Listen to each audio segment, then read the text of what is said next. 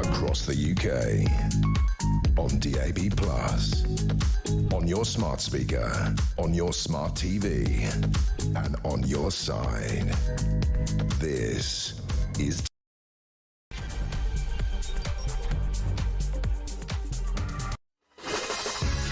Good morning and welcome to Morning Glory. It's coming up to 3 minutes past 6 and I am here. It is Wednesday, of course, the 19th of March. How is it suddenly almost the end of March, for heaven's sake? And we're going to be at Easter pretty soon. No how fast the time is going. Theo Usherwood's here. We're going to be looking through the papers this morning. Loads and loads of stuff on the front pages about Putin and, of course, Donald Trump. That phone call that took apparently 3.5 hours yesterday. Who's on the phone for 3.5 hours? I'm sorry. Look, I know it's international diplomacy. I know it's not like what most of us do, but I would not be able to do that at all, I'm afraid. I've got a limitation on my phone calls. If people start talking to me for more than about 24 minutes, I'm zoning out. And I start saying, look, I'm going to have to go now because I can't take it. I can't listen to you anymore. I don't care who you are. If I was getting a phone call from Pamela Anderson, I'd be going, sorry, darling, 24 minutes, your time's up.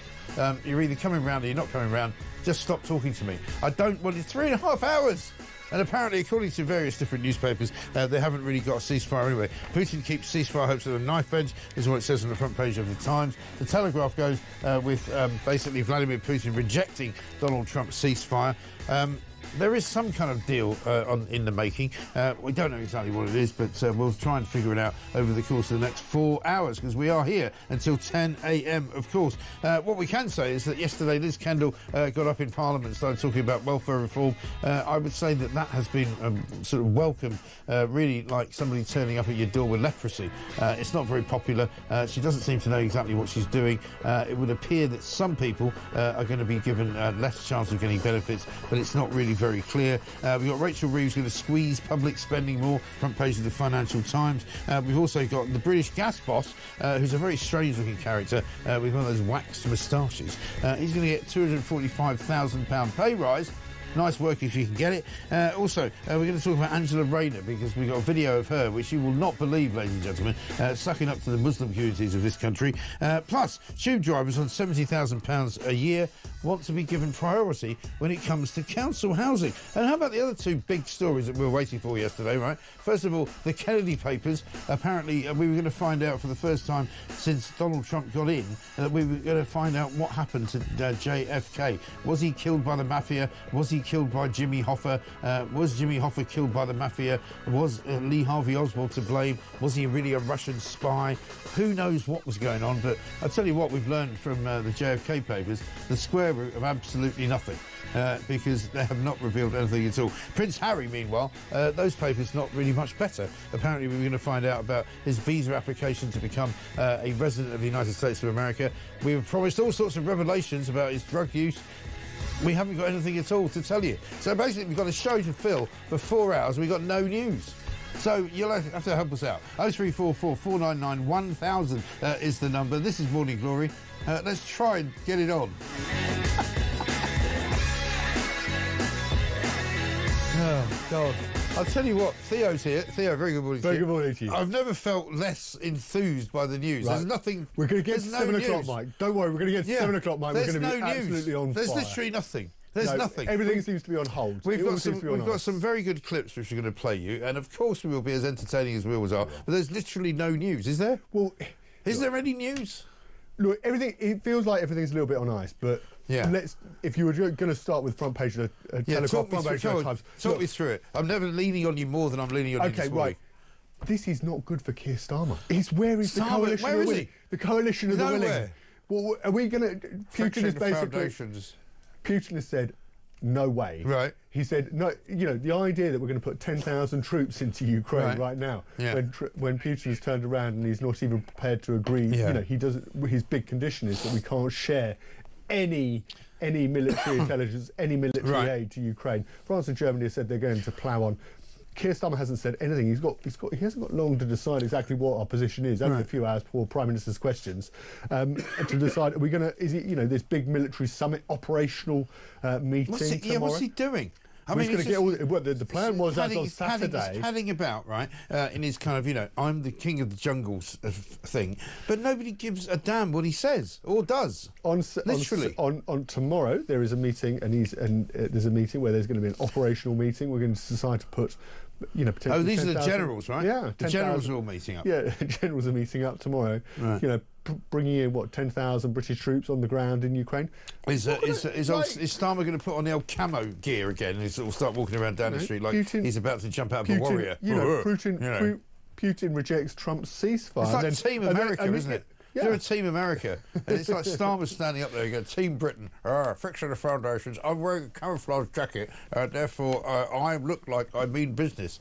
Yeah. Nobody gives a stuff what he thinks. The Huns, yeah. I mean, look, that's the point. Is that these are some chickens that are coming home to roost. Yeah. That he's talked the game, and now he's not going to be able to talk a big game. And now, well, over the weekend, if you remember, there was a lot of talk of him. This is now the bridge that he's finally wanted to be between the US and Europe. And actually, Europe is also irrelevant. Yeah. So the bridge is insignificant. There's no point whether he's a bridge of size, a bridge of thieves, bridge to nowhere, halfway house like the bridge to sur le pont d'Avignon, where you can't actually get across the river. He's nowhere. He's literally, he might as well not exist. So if only. So look, Jerome Starkey, defence editor of The Sun's got a very good. It's a very short bit on page 3 of The Sun where he just goes through just how badly this call went yesterday in real terms. That the big highlight is the Sun leads. What the puck. That there can be a game of ice hockey between America and Russia. That's what Vladimir Putin wants. But which, of course, everybody here is interpreting as Vladimir Putin kind of thumbing his nose at Trump and making fun of him. I'm not sure if that's true. I don't really know. No. But look, there's still a long way to go. Yeah. He's only agreed not to attack the energy plants, nothing on civilians. And as Jerome actually says, if there is a win for Trump in all of this, he has agreed that. But he's got him to the table, which is a win already. That is a huge. That's already a huge thing. That's a huge win. I mean, I don't think we should underestimate that because nobody else has done that. And for all the lefties going on about how Trump's being played by Putin, nobody else has managed to get Putin to even sit down and have a conversation. And frankly, there's no reason for Putin to want to sit down and have a conversation, given how far, given they're in the ascendancy, Russia's in the ascendancy. But he has agreed, to protect humanitarian law when it comes to Ukrainian troops that are currently being held by the Russians. And this this is part of the conversation that Trump was trying to have with Zelensky, when Zelensky was saying, you can't deal with him, you can't use diplomacy. The fact is that Russia has invaded Ukraine. Yeah. Russia is the stronger partner of the two. Russia could crush Ukraine because without any kind of help from the West, Ukraine would have already been crushed. Yes. They would have lost their entire country. Well, we saw what happened when Congress delayed in approving that, $66 billion of military aid. I mean, the advancements that Russia's made in so weeks you've got to realise that and be realistic and say, all right, well, if we're going to try and stop the war, you have to appease the people who are the bullies in the war. And all these sort of idiots who don't seem to understand the modern world, who go, you can't appease the Russians, let's all go and throw loads of British soldiers at it and kill them.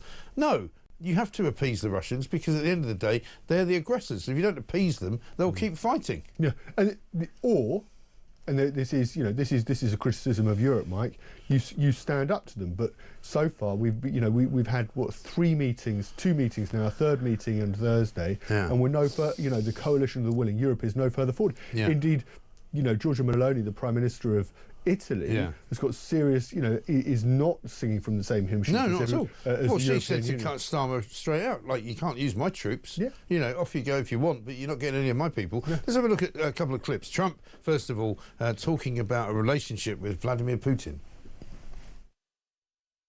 Putin actually said to me, if you're my friend, I'd hate to see you as my enemy. He said that very strongly. But with all of that, I had a very good relationship with Putin. I had a very good relationship with President Xi, a very good relationship with Kim Jong-un of North Korea. Lots of good relationships. And that's a positive thing. That's not a negative thing. I was waiting for him to mention Starmer there in the same breath as Putin, Kim Jong-un and President Xi, but he didn't mention Starmer. No, he doesn't, because he doesn't see Starmer in the same, he doesn't see Starmer's the same light. He's a bit part player in all of this, isn't he? I mean, if these guys were in the Premier League, Starmer's in, Division 3.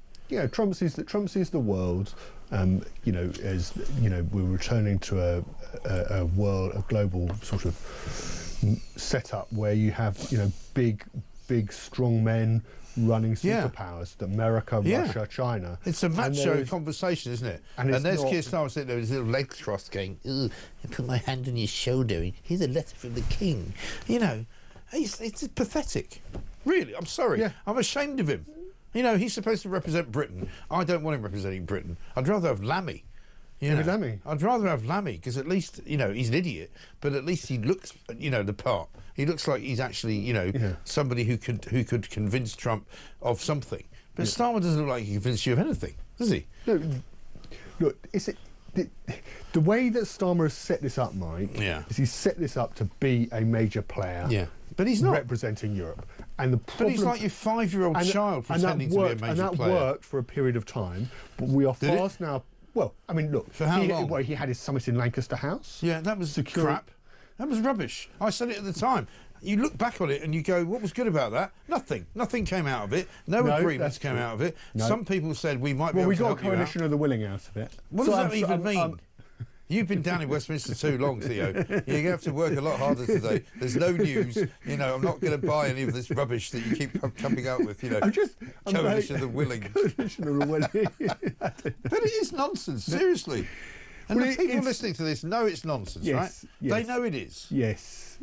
And look, that's the problem. It's now it's put up or shut up. And that's the problem with Keir Starmer is that yes, there are people like me down at Lancaster House in the press conferences and scratching our heads. And look, I know he looks very statesmanlike. No, he doesn't actually. But no, to be fair to I was in the room on Saturday for that press conference, and people were starting to question, so we're going to send British troops to Ukraine. Right. Are we going to be able to? If the Russians fire at us, can we fire back? Well, let's not get into the detail. Yeah, they don't know, do they? Are we going to have planes zipping overhead? No, let's not get into the detail. We don't want to do detail. Blue helmets. These are questions that people have been asking for a while. This is the weakness of Starmer, right? Because he spent his entire life lying to everybody, right? Lied about council tax, lied about the pension allowance, lied about net zero, lied about national insurance, lied to the farmers about that inheritance tax. You can't lie about national security. You either know what you're doing or you don't, and he clearly doesn't know what he's doing. He's got to the point where you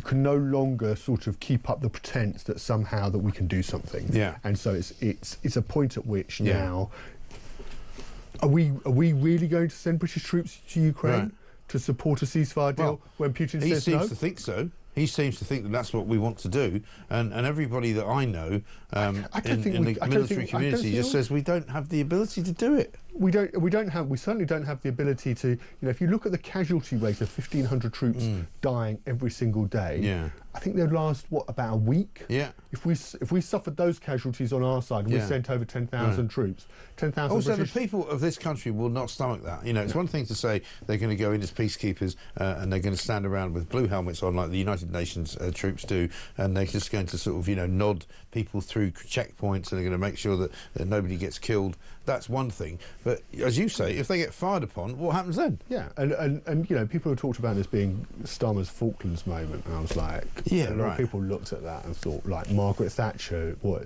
Yeah, but who's saying these things, right? When you look at people like Pat McFadden, idiots like Pat McFadden, a bloke who actually moved next door to the house that he lived in order to claim the rent because they changed the rules. I mean, these are not the people that should be running government. This is not and these are not, and this is not a Falklands moment. And it's not a Falklands moment. Let's have a look at Donald Trump talking about trade with Russia.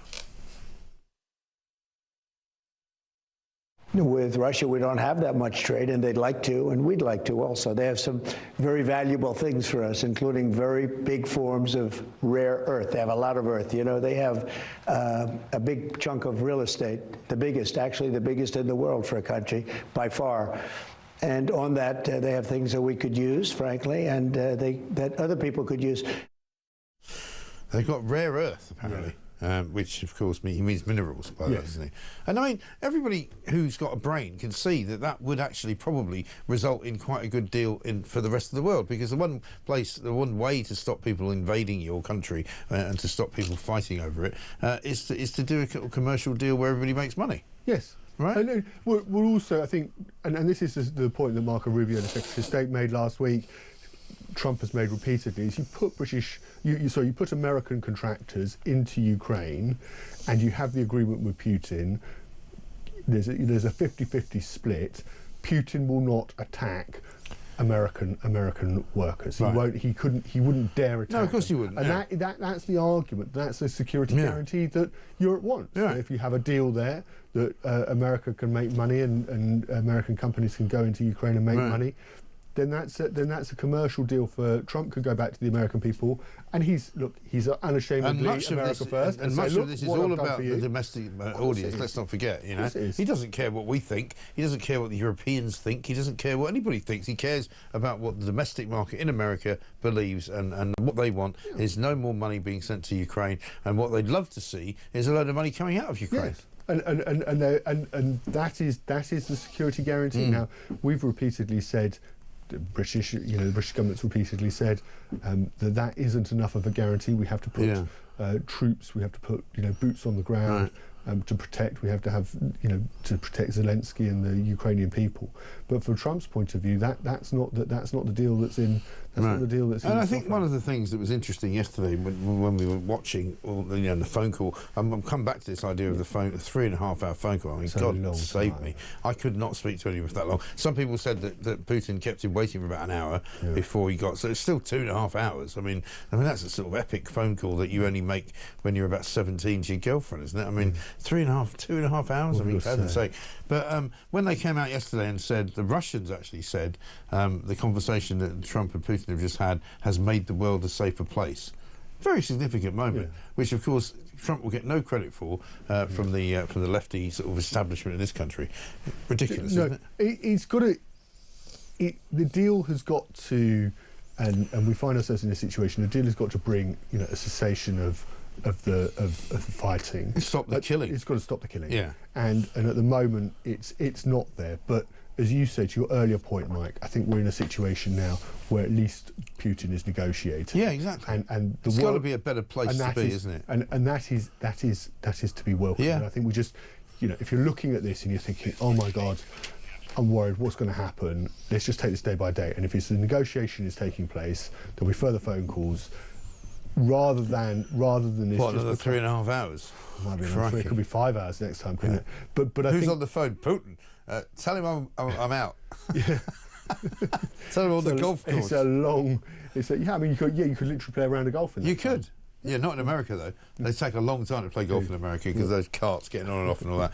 Let's have a look at Trump talking about those astronauts who have been rescued by. Let's not forget this, by the way, because again the lefties don't want this. They've been rescued by Elon Musk, a man who's so smart that he sent a rocket up to get them, which NASA couldn't do. Just think about that. Have a look at this.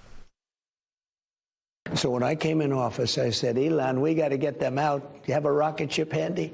How many people have a rocket? And Biden left them up. He abandoned them. We could have done this sooner, but Biden didn't want to because he was embarrassed by what happened. So they were up there. They were supposed to be there for a few days. They were there for many months. And now they're coming back. This from Anna. Mike, I love your show. It makes my mornings so much better. I wondered if I can ask you a question, and I'll put this to you as well. Trump and Putin are engaged in peace talks, but Starmer is droning on about putting troops on the ground. Can Starmer really do this? Could he potentially cause the peace talks to fail? As I see it, with Europe's help, Ukraine hasn't made any headway. Can this continue? No, because it will never end. The alternatives surely are a full-blown European war against Russia or peace talks. I know which one I would choose. Peace, obviously. Why can't Starmer keep his nose out? What's your prediction? As I know your rule was right. Anna in Surrey.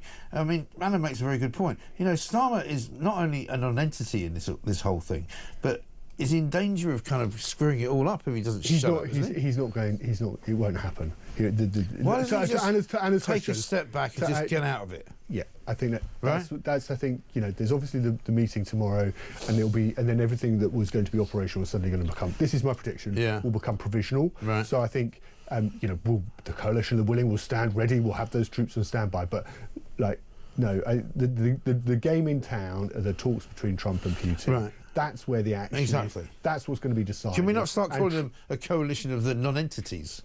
Can we do that? You could. Right? Because that's what they are, aren't they? Non-entities when it comes to it. The game in town is what's happening. Right. Yeah, that's between Trump and Putin. It may have been 3.5 hours. You may be able to play a round of golf, a very quick round of golf, maybe a back nine. Yeah. But that's the most important thing. Me. And there is a point that you could, Starmer, we could get in the way of it. I don't think that's going to be allowed to happen, though. To me, it's like Starmer's outside the football stadium playing a game of five-a-side with his other mates from Europe. Meanwhile, the main event is going on inside and he hasn't got a ticket. Yeah. That's what's going on, right? Yeah. It's embarrassing. And I mean, he's embarrassed Britain, not for the first time. It's 22 minutes past 6. Theo Usherwood's here. We'll be back after this.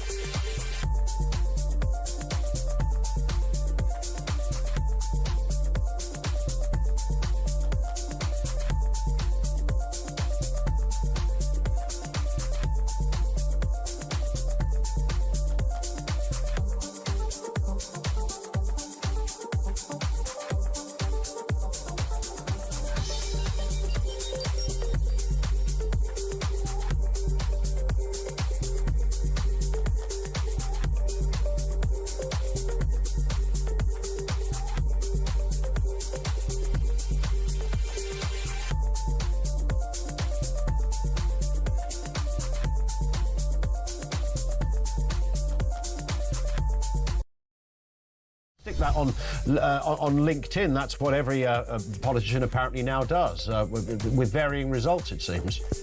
You also missed out the one perhaps most relevant piece of my CV for this interview, which is that I was a Secretary of State for Work and Pensions. Absolutely right. I have grappled with these problems. Yeah, and my local MP, of course, I should say. You know, we can't forget that. Most importantly of all. That's the most important thing of all. Listen, I mean, every government has wrestled with this one, haven't they? They've all given it a go and tried to find a way around.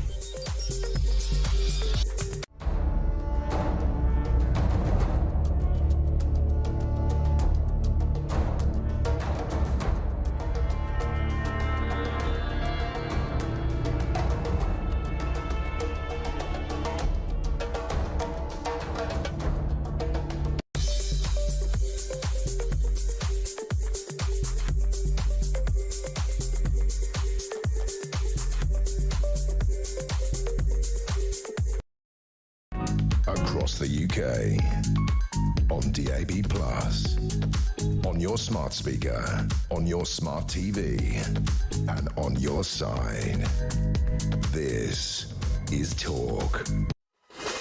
Welcome back to Morning Glory. I'm Mike Graham. It's 26 minutes past 6 and the sun is rising, ladies and gentlemen. It's a little bit misty over there. Apparently it's going to get up to about 15 or 16 degrees today. So if you've got anything better to do, you could spend this afternoon basking in the sunshine, possibly sitting in a pub or outside a pub in a garden or wandering around in a park. And what a wonderful thing that would be. Like spring has eventually sprung. Theo Usherwood is here with me this morning. Let's talk about what Liz Kendall said yesterday, because she was, again, very much telegraphed that this was going to be the big revolution of welfare reform. Every single government, I think, since the year dot has promised a revolution of welfare reform. She kind of didn't quite she sort of walked to the end of the road and then stopped, didn't she? She didn't quite to turn the corner. No, you know, the argument is that she should have gone much further. She should have gone in much harder. Yes. I think the danger, if you look at the backlash on the Labour benches, you know, Labour MPs describing it as austerity 2.0, and I think the danger for Labour is that even their own side paint this narrative that Keir Starmer is just another Tory in disguise. Yes. And actually that's because, you know, he's doing austerity, which of course, you know, is what David Cameron and George Osborne did, you know, 12, 15 years ago. Much to the chagrin of the Labour government, or Labour opposition rather, who called them, you know, fascists, who called them, you know, stamping on the poor, you know, they're doing all the things. They're doing all the things and more that they used to convince us that the Tories were evil for. And there's the sort of, you know, there's a sort of feeling in Westminster that Labour are doing things that the Tories could never do. Yeah.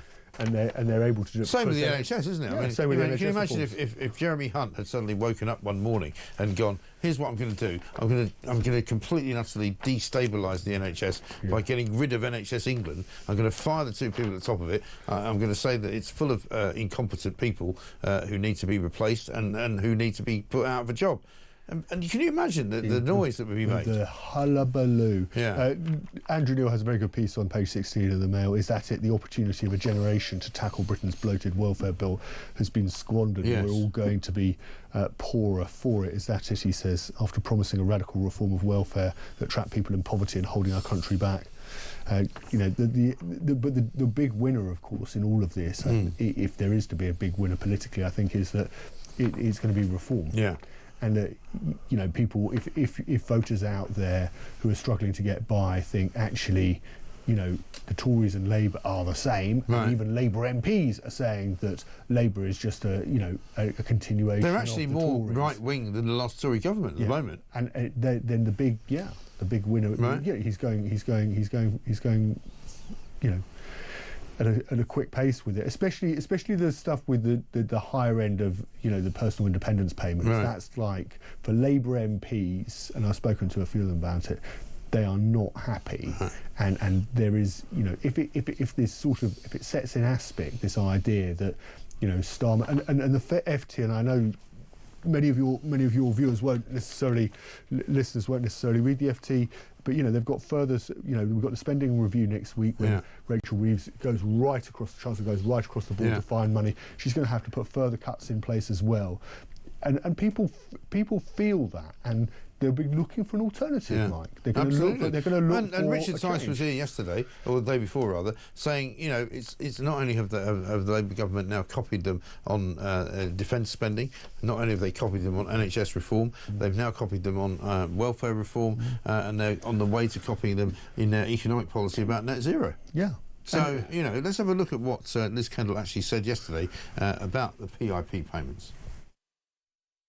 We will not means test PIP because disabled people deserve extra support, whatever their incomes. And, Mr. Speaker, I can confirm we will not freeze PIP either. Instead, our reforms will focus support on those with the greatest needs.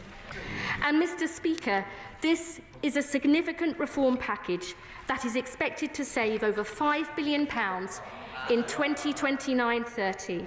And the OBR will set out their final assessment of the costings next week. Expected to save £5 billion in 5 years' time. Even Keir Starmer looks like he doesn't understand it. And he's sitting behind her, over her left shoulder, going, huh? What? The way they're doing it, and this is what the MPs, this is what the Labour benches are getting particularly worked up about, is that they are changing the points. So when you apply for personal independence payments, and these are approvals. I mean, the country's sick, literally and metaphorically. These are personal independence payments. You know, 1,000 a day are being approved. Right. What they're going to do is they're going to change the criteria for points. So when you have a disability, you ask whether you can do something, whether you can wash yourself, whether you can cook, and then you are allotted points according to what you essentially you cannot do. Right. And the more points you get, the more benefits you get, right? So if you're really severely disabled, you can't wash yourself, you can't cook, you get the maximum number of points and you get the maximum number of benefits. And what they're doing is they're changing the criteria, which makes it much harder to get the higher level of points. So potentially, and this is the arguments that's been made by a number of disability charities, you're going to end up with people who are really severely disabled, and they're saying this is cruel. Really severely disabled, who are unable to do things for themselves, and suddenly they're seeing their benefits. But they're not going to meet the bar. They just won't get the points. And the point is that what people, I think, are interested in, and perhaps I'm wrong to say this, but I will say it, is what the reform they want to see is people claiming it for anxiety, people claiming it for ADHD, people saying that, you know, I can't really function without medication, I can't really get a job, or I can do a job but I can't do it more than 2 hours a day.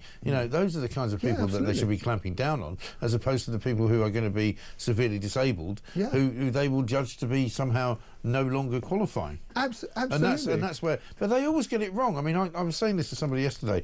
I seem to remember, and you might be able to point me in the right direction on this, about, I don't know, 5 or 6 or 10 years ago, there was a clampdown by the Conservatives on people who were claiming benefit, and they hired all these like local firms, one of which was based in Northern Ireland, who basically used to ring people up and just ask them questions over the phone and either strike them from the record, and it was really badly done. It was just horrendous, you know. And of course they caught all the wrong people, stopped benefits to all the wrong people, and allowed the scroungers and the scumbags and the people who knew the system to keep getting money. Yeah, and you raised the point, of course, about trying to get people to into work. You know, Liz Kendall was making a point that Ian Duncan Smith, when he was Work and Pensions Secretary, was making at the beginning of the coalition. You know, work is a good thing. If you are suffering from anxiety and depression, it gives you the structure. People went mad during the pandemic because they couldn't get up and get out of the house. And look where they are now. You know, now we've got more people on benefits than ever, partially because they didn't do anything during the pandemic. Working from home is not good for your mental health. No. If you're on social media all day, if you're on your phone all day, that's not the good thing. If you're sitting in your pyjamas, which is what we know people do. I work from home. It was not good for for 3 years before, but when I just had a job that was a work from home job. But, you know, this is 15 years ago. It made me miserable. I found an office where there were some guys who just took pictures. They just did the photographic archive, which wasn't the main office. I just got up and I went and sat in the office because I just had a desk and I had my laptop because I couldn't stand being at home. You just want people to talk to. Get up, have some breakfast, have a cup of coffee, get in the car, get out of the house. Yes. Exactly right. And you feel better. Yeah, no question at all. And this is the thing that has caused the malaise that we, I think, currently suffering from in this country. We've got more people working from home than any other country in Western Europe. We've got a lower sort of growth than any other country in Western Europe now because people don't want to do anything. And we saw just this week in the front page of the Daily Mail, you know, the end of the work ethic. 20%, I think, a quarter, more or less, of young people, Generation Z, whatever you want to call them, are thinking of giving up work altogether and just getting benefits. It's just, that's ridiculous. It's not how the human sort of psyche works. We all benefit from getting up, getting out of the house, going to work. You need a purpose in life. Without one, there are some people who are perfectly capable of doing things on their own, like, you know, some writers who are depressives, who are kind of, you know, really antisocial people, and you don't actually want to meet them in a pub because they're so horrible. But most people need interaction with other humans. They need to have a purpose. They need to have a structure in their life. They need to get on a train in the morning. They need to, you know, go somewhere to do something. Yes. Because otherwise, what's the point? And then you get back in the evening. Imagine waking up in the morning. Like, it's a bit like King Charles, I suppose. You know, you go, what are you going to do today? I don't know, nothing much. What have you got on? Nothing. What are you going to do? I'm going to get dressed. You know, put my tweed somebody on. dress me. Somebody's going to dress me, and then somebody's going to give me some breakfast. You're not even cooking for your own food, right? And then what are you going to do then? Oh, I don't know. I haven't really thought about it. Well, do you have to go to work? Not really. I mean, that would drive me insane. Yeah, but I woke up this morning as miserable as I've been for a while, and I don't really know why. But I just. But do you feel better now for being in work? Now I'm in work and I'm working and I'm talking to you and I'm already feeling better. I came in, Christian, you know, my producer, I said, I think I need a holiday. He was like, shut up, get on with it. Right. And, you know, he's exactly right. That's what I need. You just get on with it. Did you have a bit of anxiety when you woke up this morning? No. Was it dissipated? No, I don't have anxiety. I never had that. No, I was just annoyed. I was just like, okay. I don't want to go to work. I don't feel like getting up. I don't want to get in the car. They've blocked my road. I can't get out of the bloody house, you know, without having to go down some crappy detour. And I'm just like, I've had enough. You know, and if somebody had said, do you want to throw yourself in the river on the way into work, I'd have gone, yeah, all right. Okay. That's fine with me. But I didn't do that, and I came in, and here I am. Right, okay. And now I'm feeling better. You're feeling better? I'm shouting a bit. Good. Right, and even though there's no news, we're going to fill the next 4 hours but you feel better. With something. Yes. So you feel better. That's Absolutely. the point. That's the point. Yeah. Now, in an alternative universe, Mike, you could have stayed at home. Yeah. You could have. Of course. You could have filled in a form. I could have just stayed at home, and I could have just sat there, gone back to sleep. Yeah. You know, and then woken up and felt even worse. Yeah. You know, and that's the problem. Yeah. There we go. And I mean, one of the things that I always look forward to is the fact that, you know, I wake up and if I do feel crap, I go, at least I'm not Keir Starmer. Right? At least I'm not that idiot. Let's get a voice note from Dave on benefits. Mike, it's Dave from Portsmouth. Can you please stop talking about going and sitting in a pub in the sunshine? I work for a living. I'm not on benefits. Yeah, but, you know, there's going to be time this afternoon. I kid you. Trouble is, I'm working this afternoon. I'm going to do Plank of the Week. But I'm going to find some time, either today or tomorrow, to sit in the pub in the afternoon. Because when the sun shines in London and the weather is good and it's warm and you can, you know, even break out the shorts. Large glass of rosé. Which, by the way, some people have been doing a little bit prematurely, I would say. Last weekend, I was down on the coast and there were people walking around. I'm like, no, it's too soon. How hot? What's your temperature for shorts? For shorts, I think it's got to be at least 20. Don't you think? No? I could wear shorts in. I could wear shorts at 10 degrees, 12 degrees. No, that's entirely wrong. Entirely wrong. We'll come back to that. There, Usherwood's here at 6:38. I'm Mike Graham. Keir Starmer's still nowhere in any of this, by the way. We'll come back to that as well.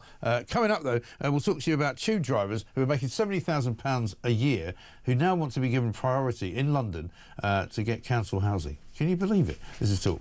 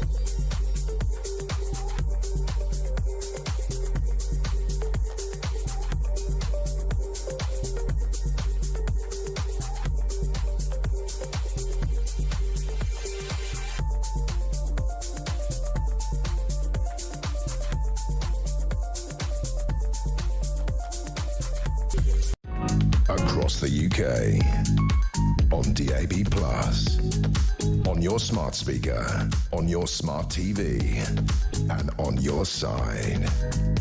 This is Talk. Welcome back to Morning Glory. It's 20 minutes to 7. Theo Usherwood is here, and we've been moaning and groaning on about how there's not much news this morning. There's plenty of news, actually. You just have to look a little bit harder for it. We're talking, of course, about the conversation between Vladimir Putin and Donald Trump. 3.5 hours of it yesterday. I don't know how anybody could stay on the phone for that length of time. Hopefully he was on speaker, because you imagine holding the phone to your ear for 3.5 hours. Definitely not for me. Let's get a voice note from Carl on the astronauts.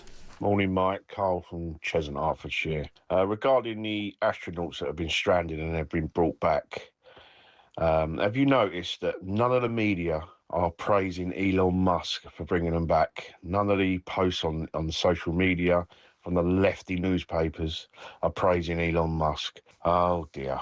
Well done, Elon. You the man. Yeah, absolutely right. I mean, you get more traction if you cover the fact that some Democrats in America are so deranged that they're actually setting fire to Teslas. There was a piece of footage the other day of a guy walking past a Tesla at an airport car park and keying it, you know, because apparently everybody hates Elon Musk. I mean, what is going on? But let's have a look at what Elon Musk had to say. This is last night on the astronauts. The astronauts were only supposed to be there for 8 days, and they've been there for almost 10 months. So obviously that doesn't make any sense. SpaceX could have brought the astronauts back after a few months at most, and we made that offer to the Biden administration. It was rejected for political reasons, and that's just a fact. Yeah, I mean, hard to believe, isn't it, that Elon Musk, a guy that everybody apparently on the left hates, can do things that NASA can't do. Yeah, I mean, isn't that amazing? He's phenomenal. He really is. He's a phenomenal but of course, all the lefties go, yeah, but it's nothing to do with him. It's only because he happens to have bought these companies where they do all this stuff. Well, no, actually, you know, if you're leading a company, if you're leading an organisation, clearly you are the one that's making all of that stuff happen. Yeah, his brain is, you know, the size of Texas. It is. And to be able to do it, have we got the footage of that's a splashdown there? But have we got the footage of the Tesla cars being burned? Or it's in this clip. Oh, here we go. Have another clip. I mean, it's really come as quite a shock to me that there's this level of really hatred and violence from the left. I always thought the left, or Democrats, were supposed to be the party of empathy, the party of caring, and yet they're burning down cars, they're firebombing dealerships, they're firing bullets into dealerships, they're just, smashing up Teslas. Tesla is a peaceful company. We've never done anything harmful. I've never done anything harmful. I've only done productive things. So I think we just have a deranged... there's some kind of mental illness thing going on here, because this doesn't make any sense. Right. It's no longer now Trump derangement syndrome, it's the Musk derangement syndrome, because they are. I mean, they are literally. Imagine firing bullets into a car dealership because you don't like the bloke that owns the cars. But they don't mind buying Chinese cars. That's fine. Yeah, it's gone, off the scale. It's off the scale. I don't understand. Insanity. I don't understand it. Yeah, absolutely right. Let's talk about shopping habits, because the Mail, amongst other various newspapers, have got this story, and it's basically national statistics have shown what people are now buying, a selection of goods and services over the course of time, which sort of gives a flavour of where the society that we live in is going. And apparently, I'm going to run through these things. I'm going to ask you if you have any of them, right? Yeah. Right. First up, a virtual reality headset. Yes, we do have one in our household. Yeah. Wow, I haven't got one of those. A yoga mat. Several. Really? I don't do yoga, but no. All right. Pre-cooked pulled pork. No, I prefer just. Why would you have pre-cooked anything?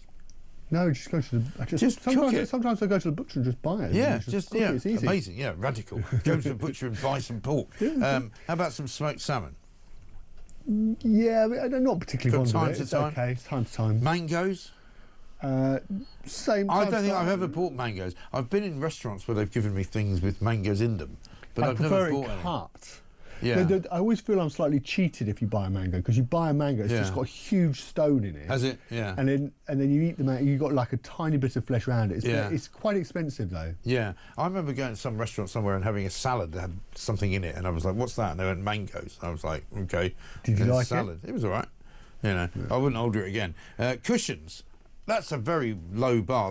Everybody's got cushions. I mean, even I've got cushions. Yeah. And I haven't got much. That's not sort of a new trend, is it, to have a cushion? No, I wouldn't have thought so. Men's sliders, hashtag pool sandals. Are these like sort of flip-flops that you put your feet into? And you have socks. No. You wear them with just socks. No. It's what the Gen Zers wear. No. Don't. I mean, unless you're on holiday at a beach resort, no. Would you wear them with socks, or you'd only wear them without? Definitely not with socks. Absolutely not with socks. It's like wearing sandals with socks. We used to call them Jesus creepers when I was at school. Yeah. And anybody who wore them used to get beaten up. Yeah, but it's now the trend. You now get beaten up if you don't wear the socks. Yeah. Electricity and gas fixed tariffs. Huh? I don't know what that is. Yeah, I mean, it's ready to use noodles. My 20-year-old son loves these. Yeah. You know, you can buy these little packets. They're not. It's not pot noodle, but it's meant to be slightly healthier than pot noodle, but it's not actually. But it's like a little square packet, and you just chuck it into some water, and it's done. And it's I was addicted to pot noodles when I was a kid, and then somebody said, "Oh, it's like smoking 20 cigarettes a day." Probably. And I said, like, I'll have even more than. Yeah. No, absolutely. It's definitely a teenage thing, isn't it? And things that are out apparently: in-store cafeteria meals. Well, we know that Sainsbury's, I think, is shutting down all of their cafes. Yeah. DVD rentals, obviously, because nobody has DVDs anymore. Local newspaper adverts, obviously. Yeah. Minced turkey. I don't know. I thought I buy minced turkey for the dog.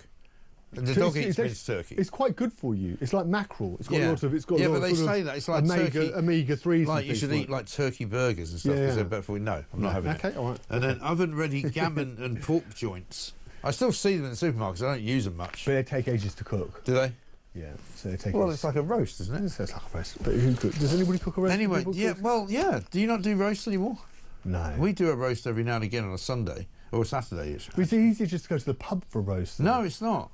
It's not. No. You think? No. It's not a hassle. It's very expensive.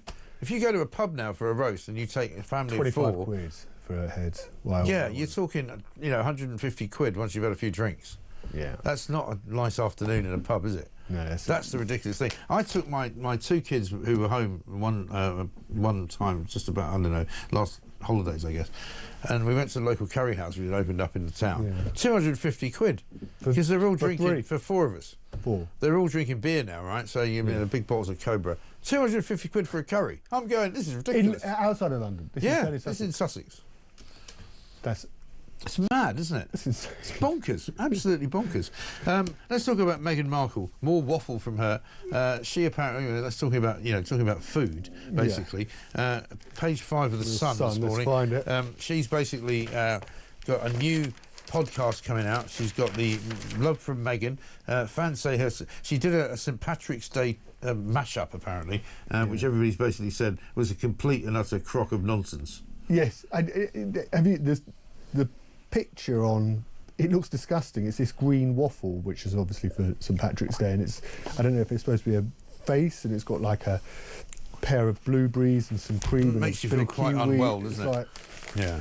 It looks revolting. I'll take the mango. Yeah. Meanwhile, have we got that picture of Prince Harry's redacted visa papers. Again, a little bit disappointing. We're waiting. Two things we were waiting for today was JFK papers being revealed. There's no news in that. Well, there's no news at all. We learned nothing at all. Looks like Lee Harvey Oswald did in fact kill him. Yeah. Meanwhile, Harry and his visa application to America was supposed to be all revealed as to whether or not he convinced anyone that he was taking drugs or not. Have a look at what the actual paper looks like that they've given us.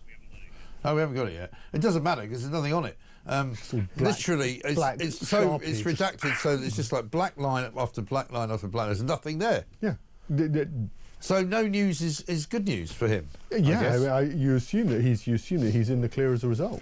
Yeah. It's you assume that obviously there's some speculation that his visa application could be revealed now that Trump's in power. And he might get deported and all the rest of it. Not going to happen. No. Not going to happen. No, absolutely ridiculous. Anyway, never mind. It's 10 minutes to 7. We've got much more to talk about, including we're going to play you a little clip from Angela Rayner, who has put out a Ramadan message. We'll play you that in a minute. Also, we're going to talk about the British gas boss who's given himself a £245,000 pay rise. Because why wouldn't he? British Gas charges what they like. Even though the wholesale price of gas has gone down, he keeps putting the gas prices up. This is talk.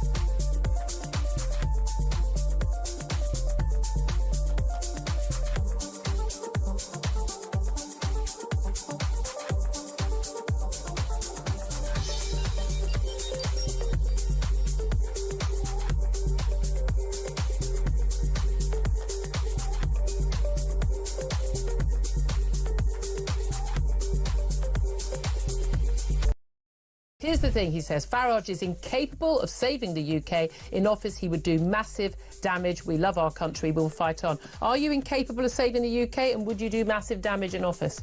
Is this the same Ben Habib who lost election after election? Is this the same Ben Habib who, when he was deputy leader of the party, failed to get any of the candidates vetted, which caused us such problems at the general election, and failed to get us to stand in more than 12% of seats last year? Is that the same fella?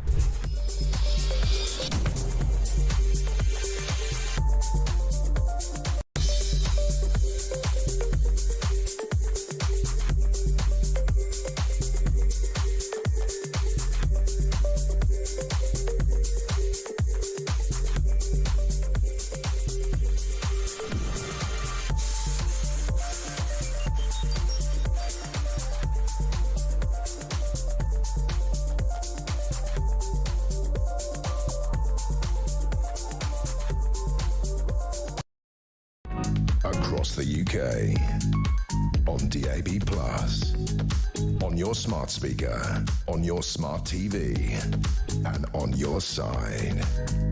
This is Talk. Welcome back to Morning Glory, 6:53. I'm Mike Graham. The sun is up, and as Theo Usherwood has said earlier, it's going to get really warm this afternoon.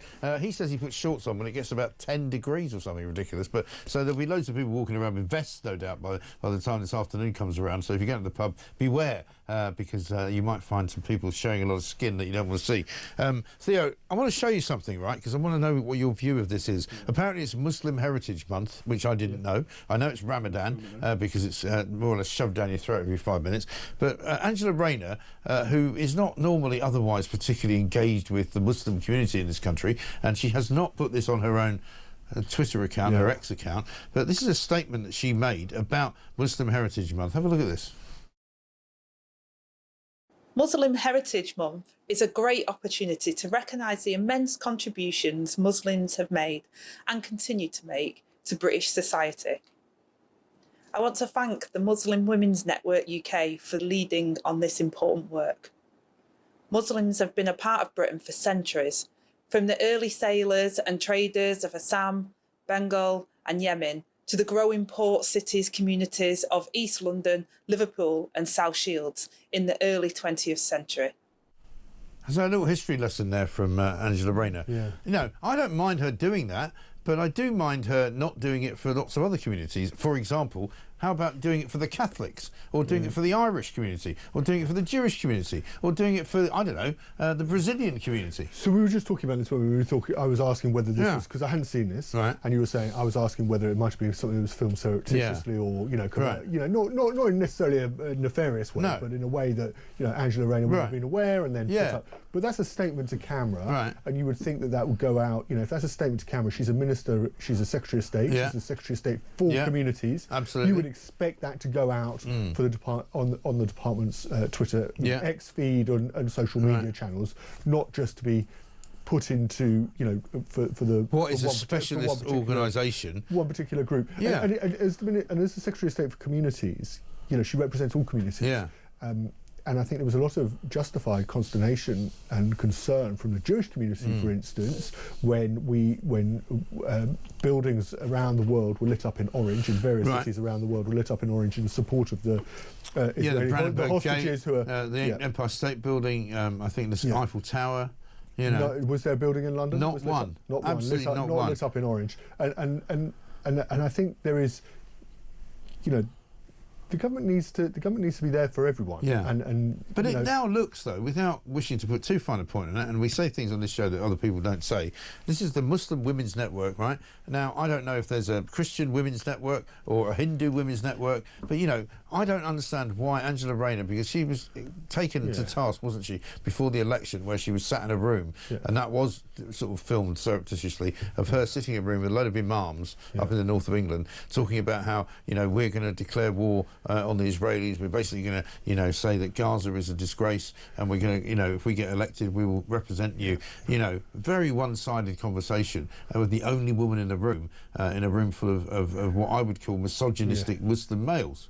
There's also, Mike, there's a problem that isn't just confined to and this particular case of Angela Rayner, we had the Foreign Secretary stand up in the House of Commons, David Lammy stand up in the House of Commons and tell MPs in the House of Commons, not this isn't some junior minister messing up their lines on a broadcast round, that Israel had broken international law, and then getting rebuked and then he got by the number 10 by the Prime Minister's spokesman yesterday, and now he's being asked to apologise. So what I'm saying is, you add all of these things up together, and there's a pattern there that actually we need the government to represent the country's interests right across the board, not just Muslims, not one particular group. Yeah, and we keep being told, don't we, that Muslims are good people, and basically they abhor the terrible extremist element of their community. They abhor the rape gang stories. They abhor, those who support Palestine in a way which promotes Hamas.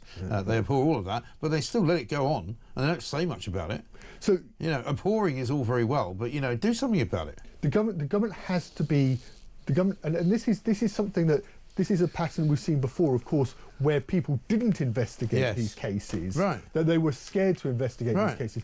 We need to be able to take, and the government needs to be able to do this, regardless of ethnicity, race, creed, culture, an approach right across the board where actually we are one, and the country's interests, Britain's interests, are represented right across the board. Not to end up in a situation where we start putting different groups into different categories. I'm not interested in being nice to Muslims, right? No. We should be nice to everyone. Right, that's the bottom line. Final story, we've got about 30 seconds. Tube drivers on £70,000 a year want council houses. This is the RMT is demanding from Transport for London that their members get special representation and special jump to the front of the queue brigade in order to get a council house in the capital city of this country. This is really concerning. This is really concerning. You know. There should be no read across. There should be no way. If the RMT want to have a strike, or they want to go out on strike and they want to secure better pay for their members, fine. It's a workplace issue. You shouldn't be able. A union shouldn't be able to. And the reason they could do this, of course, is because they can negotiate with Sadiq Khan. They want Sadiq Khan to go up to Angela Rayner, Department for Housing Communities, and say we want our members special treatment. We're going to be out. We're out of time. Sorry.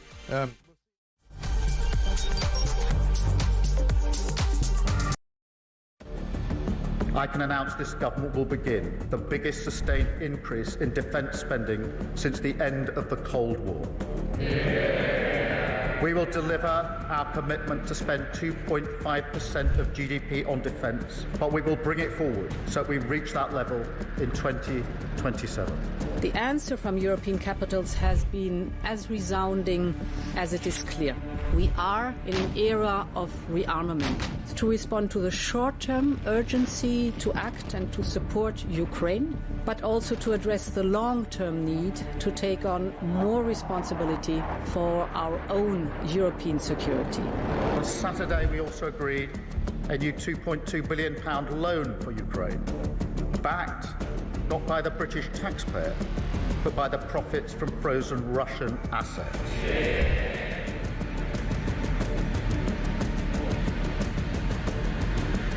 It is my pleasure to bring from His Majesty the King a letter. He sends his best wishes and his regards, of course, but he also asked me to bear this letter and bring it to you. So can I present the letter from the King to you? Thank you very much.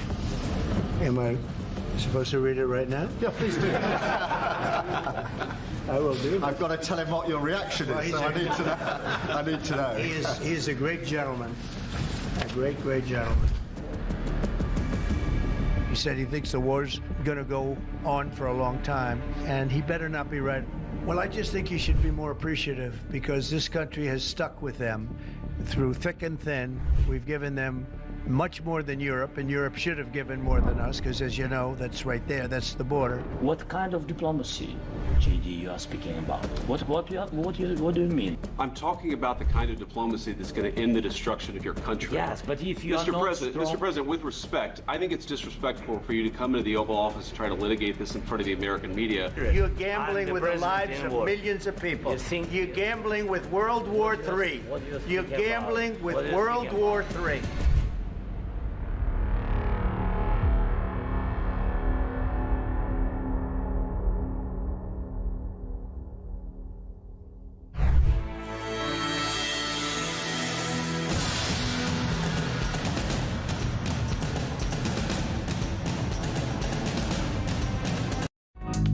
across the UK.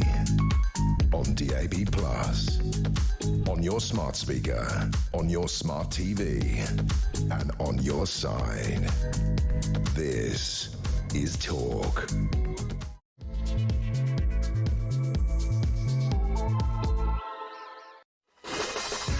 Good morning and welcome to Morning Glory. It's coming up to 3 minutes past 7. The sun is up, and the sun, I'm telling you, is going to be warming your cockles of your hearts and various other bits of you as well. And Theo Usherwood's gone off to put some shorts on and wander about this afternoon in glorious temperatures, because spring, ladies and gentlemen, has indeed sprung. It's very nice to see. It's about time we got rid of this cold weather, but we'll bring you more on that coming up.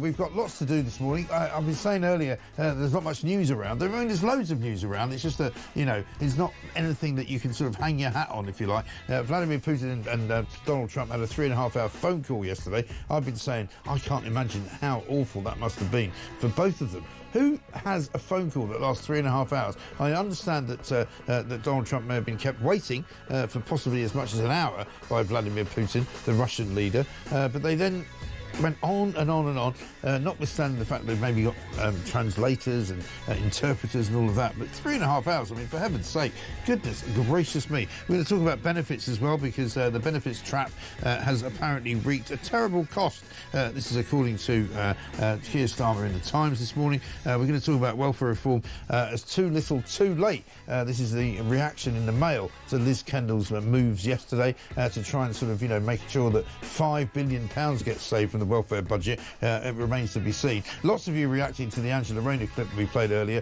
of her basically cozying up to the Muslim community and saying we should be thanking them for all of the great work they've done in Britain ever since sort of the turn of the century. And that's not this century, that's last century, unbelievably.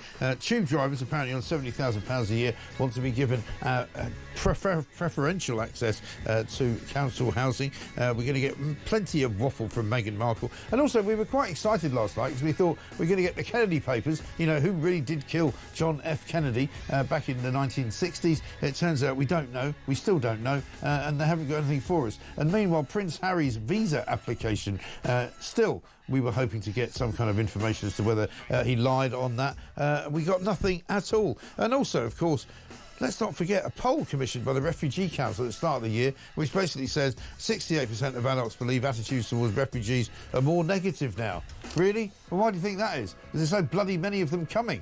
Let's get a voice note from Nigel on the astronauts coming back from space. Good morning, Mike. It's great news that the astronauts have arrived back home via a Elon Musk rocket stroke capsule. However, one of them is very disappointed as she left her house keys back up in space, and the other guy said he's really upset because he left his carry-on bag in the capsule. Anyway, welcome home, guys. Yeah, absolutely right. Well, at least they weren't travelling with British Airways, because their bags would have been lost altogether. They've ended up on Mars. 0344 499 1000 is the number. This is Morning Glory. Let's get it on.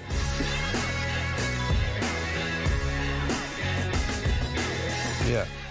Also, we've managed to finally extract from those people doing the investigation into Prince Harry's visa application as to what we can get from it. Here it is. Let's see what information we can garner.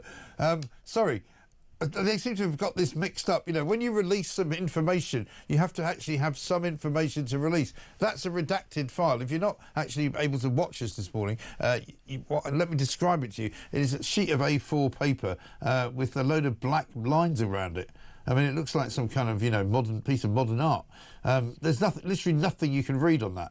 They've redacted everything. So you don't even know if it's Prince Harry.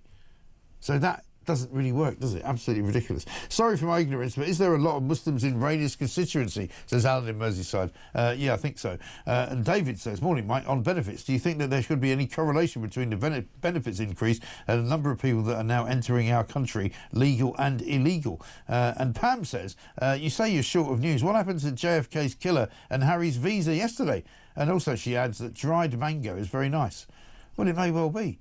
Yeah, I'm sorry, I'm not saying there's no news for any particular purpose. I'm just saying that there's no particular news that gets me going this morning. You know, there's no truce in Russia or in Ukraine particularly. There's a 3.5 hour, you know, conversation on the phone that took place between Vladimir Putin and Donald Trump. The astronauts have indeed been brought back, so that's quite exciting for them. But at the end of the day, there's not really much of a muchness to talk about. So, we shall stagger on, though, don't worry. Sunil Sharma is here, political commentator, host of the Rational Voices with Sunil podcast. Let me just play you, Sunil, another version of that Angela Rayner clip that we played a little bit earlier. And I'd love to hear what you make of this. Here she is, Angela Rayner, the Deputy Prime Minister. Muslim Heritage Month is a great opportunity to recognise the immense contributions Muslims have made and continue to make to British society. I want to thank the Muslim Women's Network UK for leading on this important work. Muslims have been a part of Britain for centuries, from the early sailors and traders of Assam, Bengal and Yemen to the growing port cities communities of East London, Liverpool and South Shields in the early 20th century. Yeah, I mean, that may well be very well, but why is she doing it? You know, what is the point? I mean, I would imagine, and you may agree with me or not, Sunil, that she's just pandering to the Muslim vote here, isn't she? Yeah, definitely. I think part of the reason is, I think with everything that's going on in Israel, Palestine, and we saw last election, a lot of the traditional Muslim voters who would vote Labour moving to parties like the Green Party. We've seen this almost independent group of MPs in the UK that are all pretty much in favour of Palestine and are all basically like our own sort of Muslim MP section. I think they're wary of the fact that they may actually lose some of these votes. So Angela Rayner's out here trying to get that vote back for themselves. So, I mean, it's not needed. I don't see why, you know, what is the rationale behind this other than trying to get votes, and it's a really bizarre thing to do. It really is. And also the fact that she hasn't promoted it on her own social media feed would suggest to me that there are things about what she said there that she doesn't necessarily want everybody to know about, which is why I'm going to keep playing it out. Yeah, I mean, definitely. I mean, yeah, look, at the end of the day, the Labour Party, I think, is trying to probably win back those votes. They've lost some of those votes in the last election. They want to get them back, and I think they're probably fearful of the fact that they may continue to lose them. I think there's a lot of bigger issues Angela Rayner the Labour Party has in the UK, rather than focusing on a small minority of people in this country, because it's hard, I think, for a lot of them to understand that, you know, 81% of this country is white. So, you know, the demographic isn't that Islamic or any other religion. And I think the focus needs to be more on the majority of this country as opposed to these small fractions. Yeah, absolutely right. And speaking of which, let's talk about Keir Starmer, because Keir Starmer this morning, if you look around the papers and the various bits of coverage of the conversation between Vladimir Putin and Donald Trump last night, it would appear that our Prime Minister has been sort of hung out to dry. You know, he spent most of the best part of the last 2 weeks making out that he's the world's greatest statesman, you know, straddling the globe with his incredible ability to be a bridge between the European Union and America. I think at one point the other day, they all took their jackets off in a sign of solidarity with Volodymyr Zelensky. I mean, how pathetic, ludicrous and kind of sixth form do these people want to be? The European Union is irrelevant.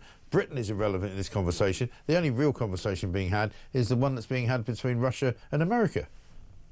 Definitely. I think it's embarrassing to watch our leader, the United Kingdom leader, have close to no say in what's going on right now in Russia, Ukraine. I don't think Putin, Zelensky, Trump, any of them really care about Sir Keir Starmer's opinion on this. I think for Zelensky, it's as simple as just keep giving me money and I need troops when I need troops. And I think Sir Keir Starmer is just going to comply to whatever the EU wants him to do. So, I mean, it's really, I think what he's shown in the last few weeks, whilst it's been, you know, going trying to global leader, is how he continues to be out of touch with the rest of the UK population. This isn't something that the UK really care about. It's not something that the UK population is worried about. You know, there's some big things going on. We're talking about the benefit stuff I heard you mention about the cuts. You know, there's some stuff that's actually affecting everyday working class British people. He has no interest in that. He'd rather be around with these bureaucrats, these profiles of people who a lot of them are not elected. I think that's where he feels very comfortable. Yeah, and I mean, some of the more important things going on in the world, for example, today, in this country anyway, is how much the benefits bill has soared over the past sort of decade or so, how many more people are on the dole than there used to be, and what Liz Kendall's going to do about it. Let's have a look at what she had to say yesterday about not means testing PIP. We will not not means test PIP, because disabled people deserve extra support, whatever their incomes. And Mr. Speaker, I can confirm we will not freeze PIP either. Instead, our reforms will focus support on those with the greatest needs. And Mr. Speaker, this is a significant reform package that is expected to save over £5 billion in 2029-30, and the OBR will set out their final assessment of the costings next week. Yeah, I mean, again, many people saying this morning, Sunil, that this is a bit of a missed opportunity from Labour yesterday. They could have done so much more with welfare reform. Andrew Neil's written about it in the Mail today, and they've kind of, missed the target, if you like. Definitely. I mean, one of the big things that I think even previously the Tory party would talk about, and Labour constantly talk about, is how low unemployment is. Unemployment doesn't include people who are economically inactive. It doesn't include people who are not looking for a job. Around a quarter of this whole country are not looking for a job. So between the working populations, around 11 million people in the UK that are not working. And I think she's missed a brilliant opportunity to get those people back into work, to really put that pressure on in getting back to work. We know for a fact that in the UK, the benefit system is completely broken, and there's a lack of incentive for a lot of people to work. And I think she's missed a really good opportunity to really push those people back into work. There's lots of talk, on how some of the mental health issues with some of these mental health payments are going towards people who can't go to work. And I think we've really blurred the lines between mental health and mental well-being, where I don't think people know the difference between the two. And we're categorizing everyone that has mental well-being issues as somebody with mental health issues is completely different. And I think what we're actually doing is we're starving a generation from work. There is no better, I think, no better thing for a young person, middle-aged person, older person than actually getting up and going to work. And I think she'd really missed an opportunity to really push people back into employment. Yeah, absolutely right. And I think the other problem is that they say they're going to try and attack the Generation Z, Gen Z problem, where they're going to try and get those people who don't want to work back into work or into work for the first time. But I'm not sure how they do that, because we've basically raised a sort of generation of people who perhaps were teenagers during COVID, who didn't go to school, who got fake qualifications because they weren't really being examined properly, and have now reached the point where in their 20s, early 20s, 22, 23, 24, they're thinking, you know what, I don't really fancy working, and because the system allows them not to, they're just going to, lie around all day. Definitely, and I think the one of the sympathies for those young people, I don't think they see the advantage of going to work. I think they see that their lives are not going to be maybe as good as their parents, their generation. So I have some sympathy for that. On the other side, I think we have created a real generation of, I know everyone says each generation's weaker and weaker, but I think this is unprecedented levels of weakness. Kids now can take days off based on climate anxiety. We've made a generation of people who have little to no skills in terms of real world skills. COVID maybe really played a massive part in that, and they missed out on real life experience. And I think that the Labour Party has no idea on how to get them back into work. I think one of the things that they should be doing is saying that not every child needs to go to university, not every child needs an abundance in terms of educational qualifications. It should be making it easier for people from a young age to get into work, so that they're used to the working environment. It's university and education isn't for everyone, but they've created a system where if you don't go to university and you don't get any education, then you pretty much you're not going to be able to get a job, and I think really, really unfair. And I think it's causing a very lost generation of people. No, I think that's right. They've been sort of led down the garden path, haven't they? They've been told that, if you do this, you'll be able to be a much better off person, you'll be able to actually get on in life, and it turns out that's not true. And just to sort of underline that point, if you like, a bit of breaking news for you, Sunil. High Street lender Santander has announced around 750 jobs were at risk of redundancy because they're now going to plan to shut yet another 95 branches. And again, it's sort of death of the high street time, isn't it? People like Santander are probably asking themselves, why do we need to bother having a presence on the high street? We get charged an awful lot of money by the local council to be there. We have to, pay people's, salaries to operate inside it. We might as well just run an online banking system.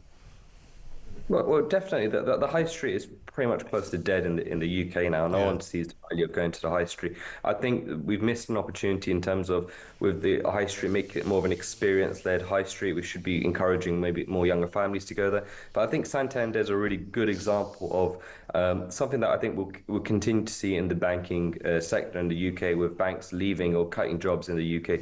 Look, when the Labour Party came in and they've done some of these absolutely crazy policies in the last 6 months, 7 months, we've seen the record amount of millionaires leaving the UK, going abroad, aside from China. Naturally, where these millionaires store their money is in these banks. If these banks are now losing large sums of cash from these profiles of people, then they're going to continue to cut jobs and cut branches. So I see this as a reoccurring theme. It's a real shame because it affects the everyday individual a lot more.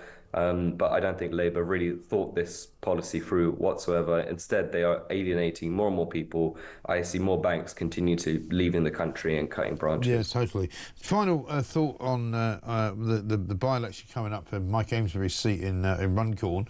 Nigel Farage was on with Julie Hartley-Brewer yesterday talking about that. Richard Tice was saying last night, I think, on Jeremy Kyle's show that they're going to select a candidate soon. Some people say to me, if Reform don't win Runcorn as a by-election, they're done. What do you think? I think that's a bit harsh to say that they don't win this single election. It's just going to be tough because I'm sure the Conservative Party will put up a candidate as well, and I would love to see them unified in some sort of approach where they put up one candidate. But I wouldn't go as far as saying they're done if they don't win a single by-election. This is an area where Mike had quite a big majority where he won fairly comfortably last election. So they are doing a massive overturn. So I wouldn't go that far as that they're done. I would like to see a much more unified approach, and I think they need to. There's a good example for them, I think, to show that they are a serious party in the way that they select their next candidate and the way that they campaign, to really show that they are actually a serious party and not just a protest party, which I'm sure Farage and the rest of them will try and prove in this next by-election. No, I'm sure. Sunil, good to talk to you. Thanks very much indeed. Sunil Sharma, political commentator and host of the Rational Voices with Sunil podcast. A bit of breaking news, as I said, for you. Santander saying they're going to probably have to lose 750 jobs, all of those jobs at risk of redundancy because they're going to shut another 95 branches, believe it or not. Let's get a voice note from Chris. Hi, Mike. Chris from Cheshire. Great show. You were talking earlier on about how surprised you were about the left attacking Tesla stores and shooting into the dealerships and so on. You couldn't understand it. Why can't you understand it? I mean, the left do portray themselves as the group of kindness and empathy, and it's just not true. It's just not true. Soon as anything goes against them, they are the nastiest people you can possibly imagine. They know no limits as to what they'll do if it looks like they're not going to get their way. Yeah, I may be wrong. I don't think I said I didn't understand it. I've always said that the left are the nasty party. I've always said that the left are the nasty people. And I've always said that the left are, in this country and in America, the deranged ones. And so I'm not sure where you got that impression from. But yeah, I mean, but it makes no sense is what I mean, I suppose, to blow up cars, to fire bullets into dealerships, to say, well, I bought a Tesla, but now I'm going to drive it over a cliff because I don't like the man who runs the company. It's completely insane. By the way, lots of you have had plenty to say about the fact that we haven't got much news this morning. This one from Sean, who says, from Grimsby, all that Rayner video needed was some dodgy 1970s porn music.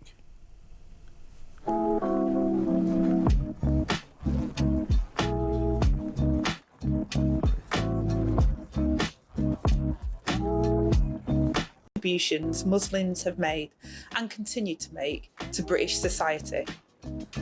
I want to thank the Muslim Women's Network UK for leading on this important work.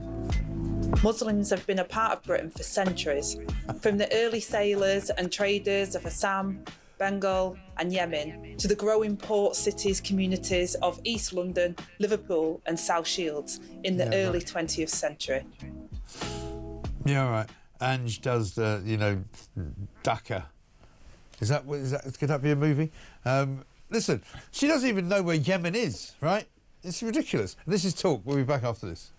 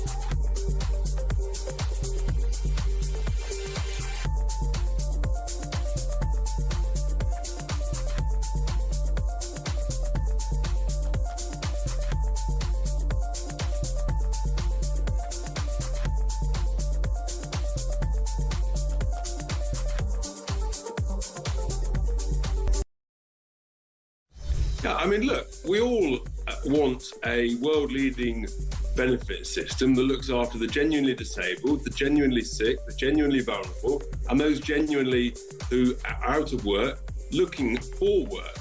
But Reform is the party of the workers and the strivers, not the shirkers and the skivers. And I regret to say that the reality is there are many people who are taking the mickey with regards to the benefit system because it's become way too easy to do so.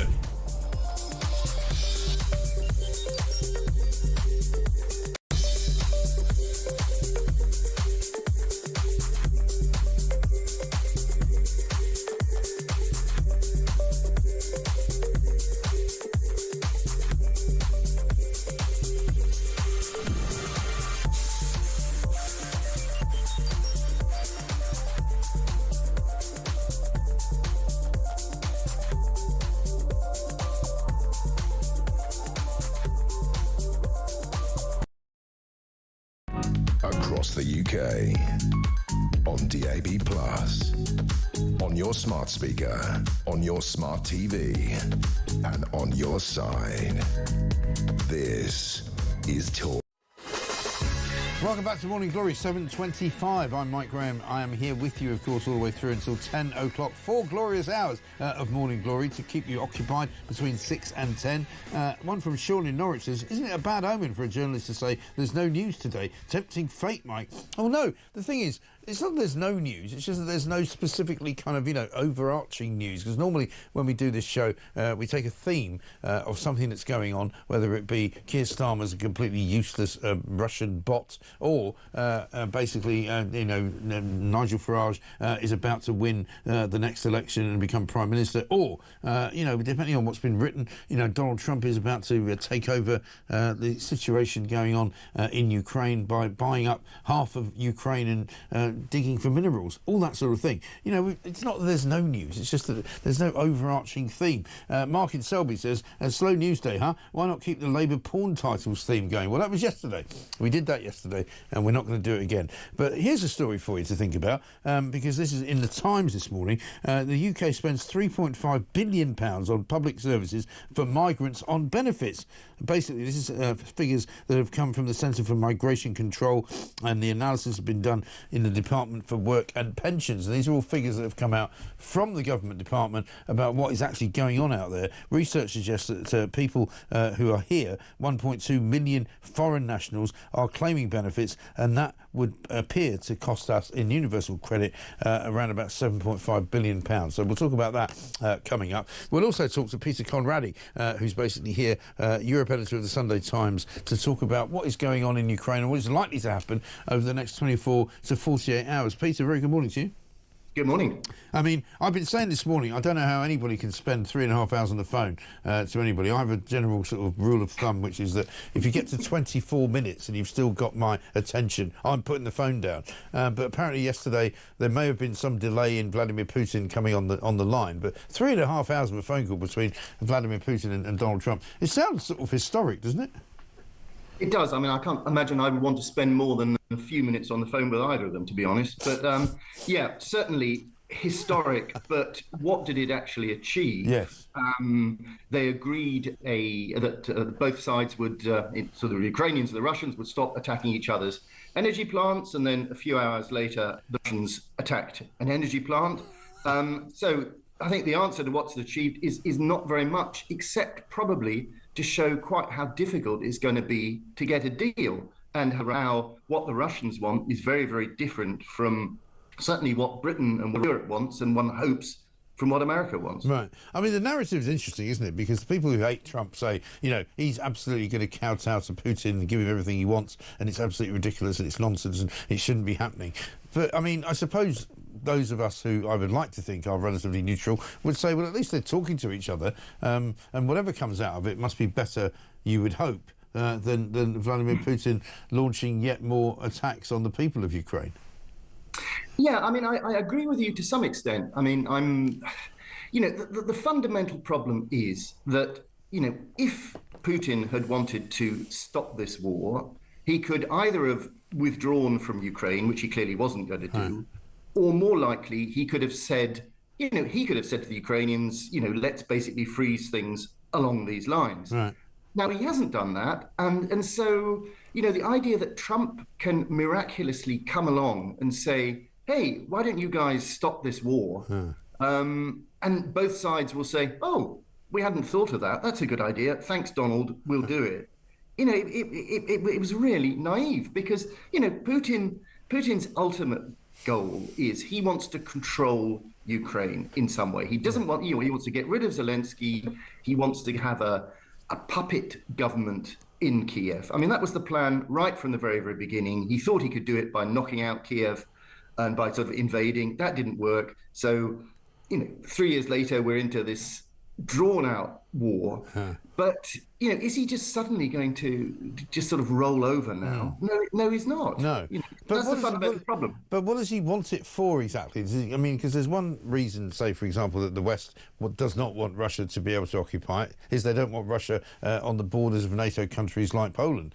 But what does Putin actually want Ukraine for? I think, you get back then to the causes of the war in the first place. I mean, there are various things. From a sort of a geopolitical point of view, he wants a buffer around Russia. He's paranoid. If you look back at the history of American-Russian relations since the end of the Cold War, he's sort of seen NATO coming closer and closer towards him. So he perhaps rationally says, I want a buffer around me. He's got Belarus, which is like a kind of a tame regime, which is fine. He would like Ukraine to be another Belarus. The other argument is that, again, it was said a lot in the run-up to the war, was, he doesn't want a kind of an alternative model, a sort of a democratic, successful economic alternative, such that people in Russia, the opposition, such as it is still in Russia, could look at Ukraine and say, oh, that's what we'd like Russia to be. But, those are those two things going hand in hand. And I mean, nothing really has changed since the war. Putin still wants a puppet state on his border. Or, he doesn't need to control, he doesn't need to have the Russian flag over Kiev, but he needs to have someone in Kiev who will just basically do what he says. Right. And to use Donald Trump's sort of idiom, if you like, he kind of holds all the cards, doesn't he? Because he's got the sort of military power. Yes, he can't really seem to push on with that with any great meaning, but he has now managed to occupy something like a fifth of Ukrainian soil from the beginning of the onslaught, and it's kind of like, whatever happens, it's really down to him to agree to it or not to agree to it, isn't it?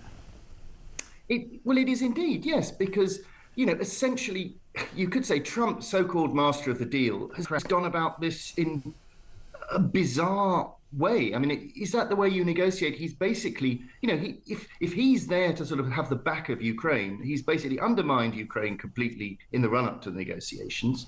And, as further, taken away any card Ukraine would have had. Yeah. So, we do have a situation. Is that not because it's all about Donald Trump at the end of the day? I mean, Donald Trump wants peace in Ukraine partly because he wants to be able to say, I got peace in Ukraine, as opposed to actually getting it.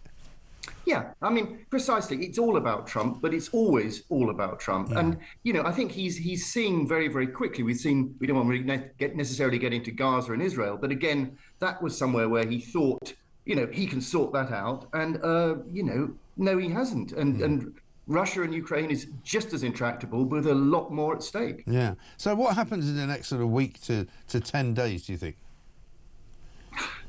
I mean, I think we're going to now see a kind of a, you've got three players in this, or I suppose four players. I suppose you've got Russia, you've got Ukraine, you've got America, and you've got the Europeans, and Britain as well, which is for purpose of this is part of the Europeans. So I mean, everyone is going to sit back and trying to work out where to go from here. But it's not entirely clear, and there is a danger, obviously, that Trump will just sort of lose interest. He'll get bored, and he'll kind of move on to something else. He'll go back to the golf course. Right. Yeah, there is always that problem, isn't there? Good to talk to you, Peter. Nice to see you. Peter Conradi, the Europe editor of the Sunday Times, talking a great deal of sense. One from Jack, who says, basically, Starmer is like the baby at the table, making a fuss, spitting his dummy out, and Russia, China and America telling him to hush, hush, don't cry. We are no longer ahead at the grand table. And Zoe in Lancashire says, Starmer will do what Starmer does best, and he's going to carry on arranging to put our troops into Ukraine, regardless of whether Putin might threaten to attack the UK due to this or not. This, I think, is very dangerous, says Zoe. But I think you may be right. Let's get a voice note from Liam on refugees. Good morning, Mike. Liam in Folkestone.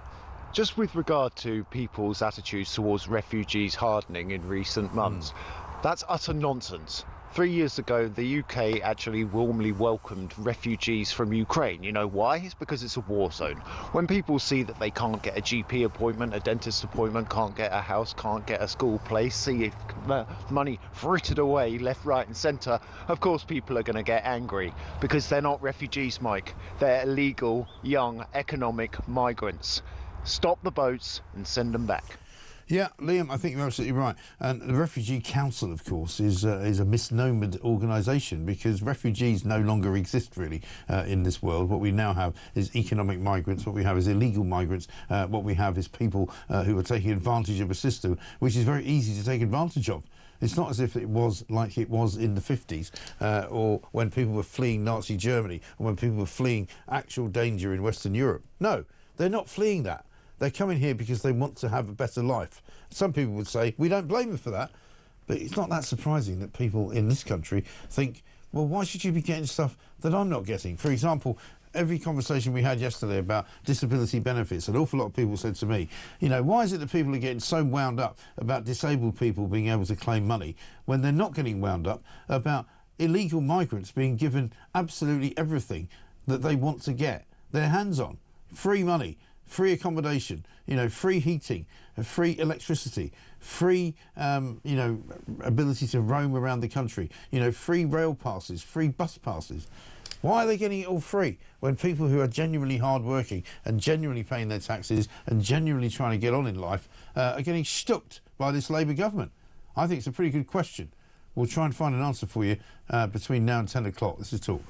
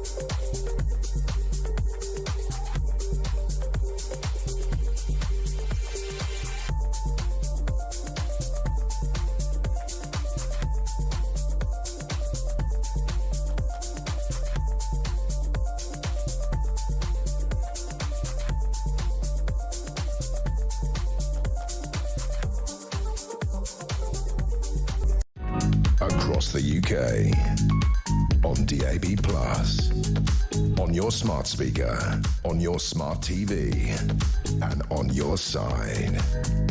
This is Talk. Welcome back to Morning Glory. It's 7:38. I'm Mike Graham with you all the way through until, of course, 10 o'clock. Dennis in Manchester says this, Mike, if you want something to get riled up about, I've got a huge financial scandal for you. £1.20 for a can of Coke. Great show. £1.20 for a can of Coke. I mean, to be honest, I don't buy Coke, so I don't know how much it costs, but £1.20 sounds like an awful lot of money. Didn't it used to be like 75p or something? I don't want a history lesson from Angela Rayner, says Margaret. Thanks very much. So why doesn't she find something else to spout off about? She says, P.S. Industrial Revolution was my favourite history lesson. And basically, Paul in Hitchin says, morning, Mike. I think you were looking at the Prince Harry document in the wrong way. Turn it up on its side. It's a barcode. When scanned, it comes up visa application for Ginger Twit. Yeah, very good. Let's get a voice note from Brian. Morning, Mike, on this beautiful Wednesday morning. Nice and sunny down here in Hastings, Bexhill, where I'm delivering my first drop. Anyway, on this Muslim Heritage Month, you know, since when did this come about? You know, I've never heard of it, you know, over the years. It's the first time I've ever heard of it. And it's got to be new, because I'll tell you why. Because Sadiq Khan hasn't promoted it. You know, if it was a proper thing that's been going for years and years, London would be awash with adverts about Muslim Heritage Month. You're absolutely right. I mean, I've never heard of Muslim Heritage Month, and I don't understand why Angela Rayner is suddenly promoting it, and why she's promoting it, where she's promoting it, not on her own actual social media feed. But we'll come back to that, because it's time now to speak to another rather ridiculously stupid story that we were expecting to be bigger than it actually turned out to be. Prince Harry's visa application was due to come out yesterday. We were hoping to find out whether or not he lied on his application form about drug taking that he'd received. Let's talk to Kinsey Schofield now, our woman at the centre of it all in Hollywood, California. Royal commentator, of course, extraordinaire. Kinsey, very good morning to you. Do you remember Geraldo Rivera's The Mystery of Al Capone's Vault? I watched it. You know, not only do I remember it, I actually watched it live. That's how old I am. Do you feel, are you having similar feelings after seeing the Prince Harry documents? I am. Well, there's two things that I woke up this morning feeling disappointed about. One, you know, the JFK papers, which were supposed to reveal finally who did kill JFK, and Prince Harry, did he lie on his form about his industrial scale drug taking before he came to America? And both of the stories have fallen flat like duds. Absolutely. Absolutely, yeah, like Al Capone's vault. Yeah, so you know, I feel like it's worth saying Prince Harry's actual immigration records were not released. It was a heavily redacted document. But the Heritage Foundation's lawyer, Samuel Dewey, has said that there are hints within this document indicating that Prince Harry lied and didn't divulge that he used drugs as a teenager, and maybe not as a teenager, when he applied to move to the United States, likely on an O1 visa reserved for people of exceptional talent ability. Well, that was a fraud for a start. I mean, it should never have been allowed in on that basis. You know, exceptional talent. What are you talking about? Exactly. But they believe that this was filed with the State Department. And so their attorney says the key information may be at state. And if that's the case, it gives us some insight into what potentially happened. And while you and I look through this stuff and go, what is this chaos? You know, is this a coloring book? Heritage Foundation says that they have a pretty clear picture of Prince Harry's immigration journey based on what they did, you know, could decipher from the scribble.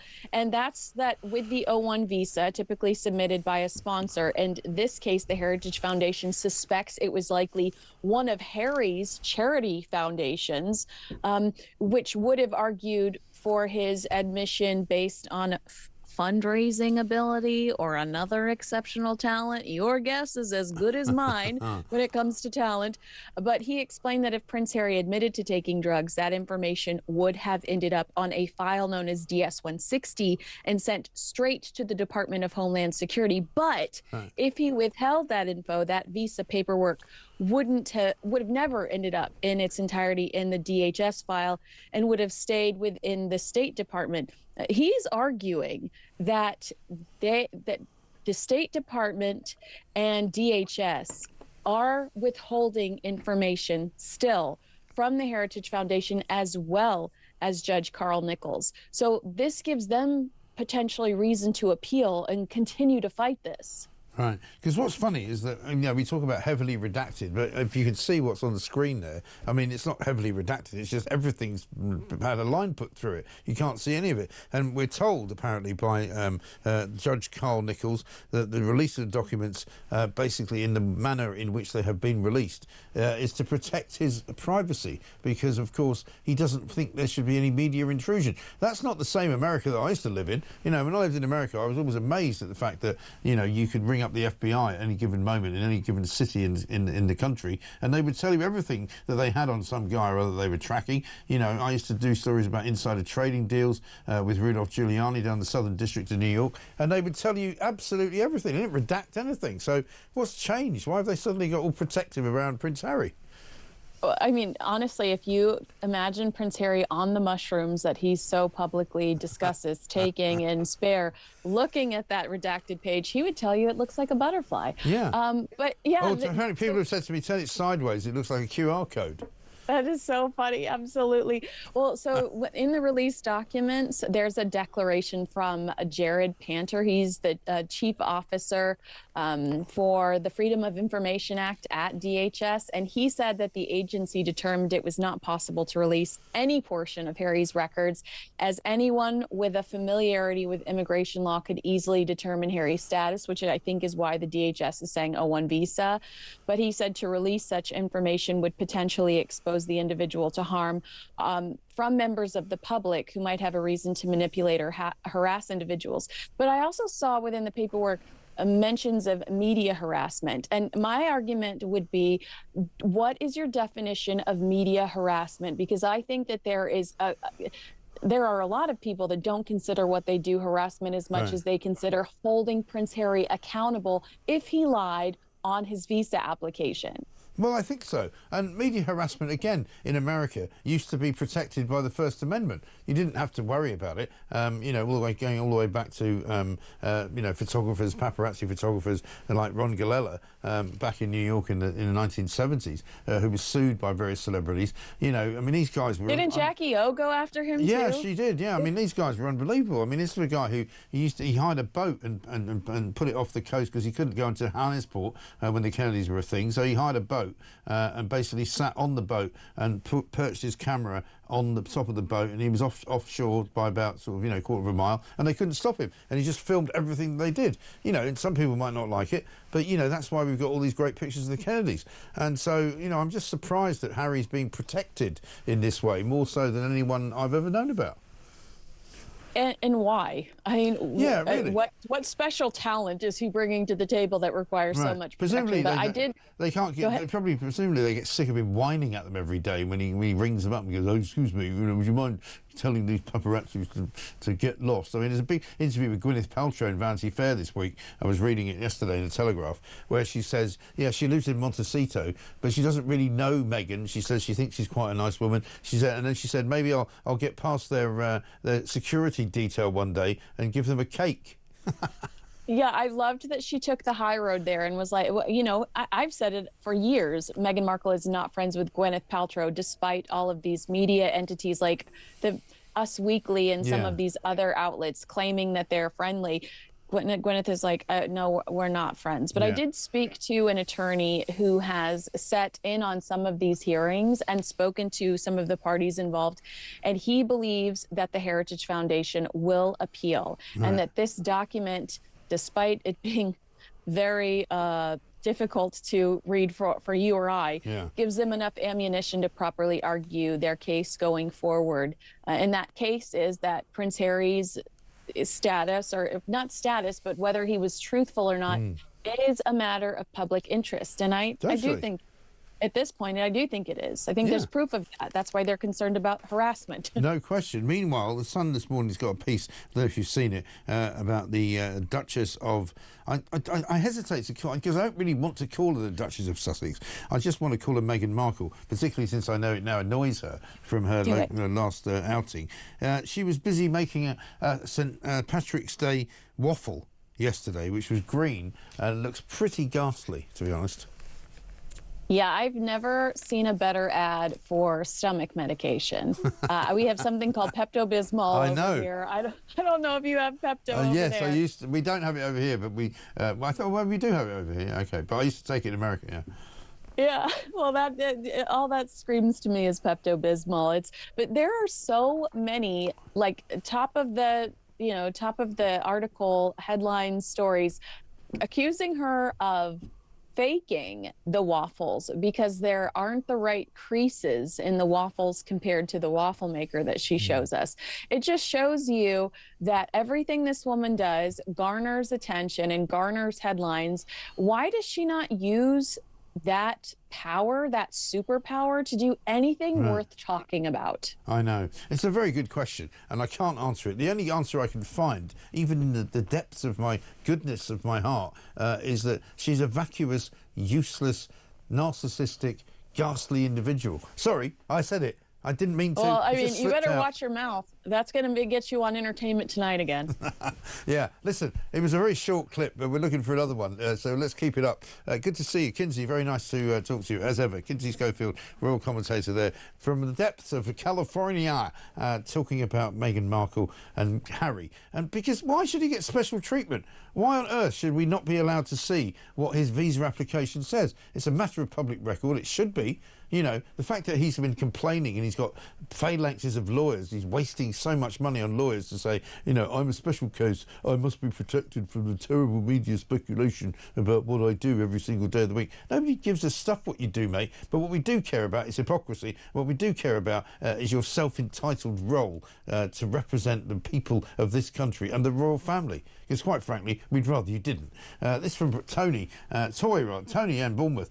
He says, the contrast in the incomes in this country, what you spend in a restaurant for a meal for your family is £30 more than I and millions of pensioners have to live on all week. I look for the bargains, though, through necessity. Recently, I found a fish and chip takeaway in Poole in Dorset for £4.99. That's very good. Because, again, listen, I'm not boasting about it. I'm just saying how ridiculous it was that it cost that much money. If I go to my local fish and chip shop down in Sussex, it's about 12 quid per fish and chips portion. So, again, if you've got a family of 4, you're suddenly paying 50 quid for fish and chips, which is madness, isn't it? I'm not saying that makes me very happy because I'm rich enough to afford to pay for it. I'm saying it's bonkers. 50 quid for fish and chips. Do me a favour. Let's get a voice note from Tony. Morning, Mike. I'll tell you why she's doing it. She gets the Muslim vote. She has the majority. She wins. Well, I mean, she doesn't have a majority for very much longer back where she lives because her constituency is hanging by a thread, and certainly reform breathing down her neck. And the belief is that if there was to be a turnaround in fortunes in the next election, that Rayner would be one of the first cabinet ministers to lose their jobs. Bam Bam says this, Mike, they released the papers on JFK this morning. What do you mean there's no news? Well, can you tell me what the news is from the JFK papers? Because I can't find any. There isn't any. JFK was shot dead. Point ends. That's the news. You know, I could have told you that in 1963. This is Talk.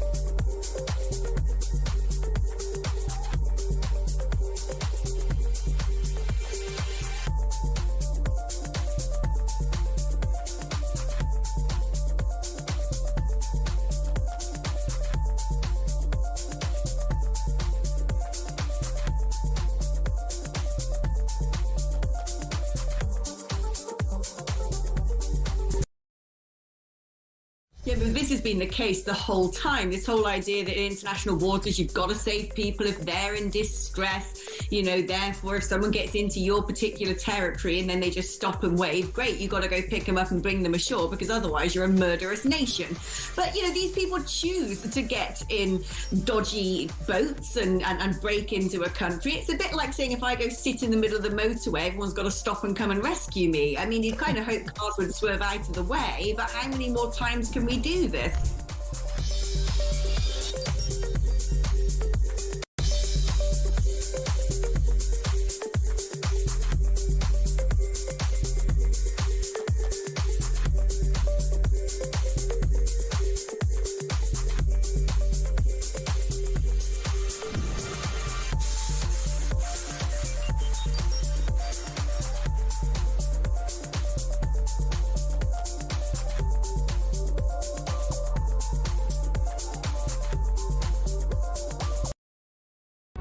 Across the UK, on DAB+, on your smart speaker, on your smart TV, and on your side. This is Talk.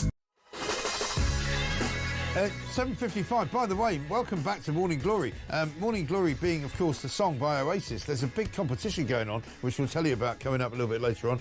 You can win tickets to see Oasis, the biggest concert of the summer. Forget about Glastonbury, forget about Reading, forget about the Isle of Wight Festival. This is the big one, right? Oasis, only fans can join it, and you can win tickets right here, and we'll tell you how coming up in the next hour. Lots and lots of you got things to say to me this morning. Theo needs to change his jacket's left sleeve. It looks knackered, says David. What sort of detail are you looking at? His jacket looked fine to me. David says Theo's jacket, he was in from 6 to 7 this morning, is apparently knackered. All right, OK, I'll pass it on, see if he can do it. He's going to put shorts on soon anyway, I wouldn't worry about it. It's 7:56. Let's talk about space with Dr. David Baker, space author, former NASA scientist, because we watched with some absolute delight, I suppose you might say, David. Very good morning to you. The astronauts who were stuck up in space for an awful lot longer than they thought they would be, coming back. A brilliant rescue mission by Elon Musk, isn't it? Well, good morning to you. Yes, indeed. It's not really a rescue mission. It's a retrieval. There is a heck of a difference in space language from... Yeah, there is. All right. There's been a lifeboat vehicle up there at the space station all the while, constantly. So if there is an emergency, a real true emergency, they will come back in that. But they were just part of a test crew for the new Boeing Starliner spaceship that went up on June 5 last year. Yeah. And because it developed technical troubles, they decided to wait a while for ground tests to see whether they could come back in that vehicle. Right. They couldn't, by which time they were being inserted into the regular rotational crew cycles. So they were merely waiting. And all the time where you've got these crew delivery vehicles, cargo ships, back and forth. It's a busy place. There were 11 people on the space station last week.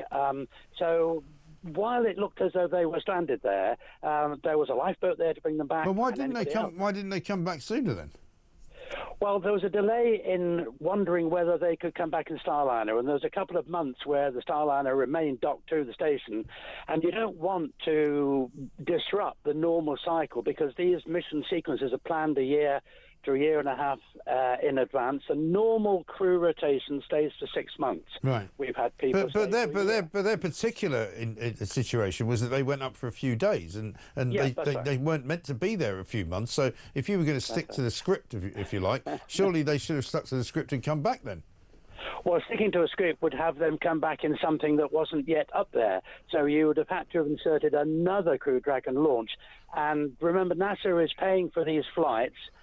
Boeing and SpaceX have developed these vehicles on their own funding and are renting the facilities to NASA. So an inserted launch would mean that you've got to pay another dollop of money in order to bring them back out of sequence. So it seems simpler to just leave them calm there. down and to just insert them and have them do all the science tasks. Right. And there are several hundred experiments all the time, rather than have to. So if it wasn't for Elon Musk sending up this extra ship to extricate them, if you wish, rather than to rescue them, how long would they have been there?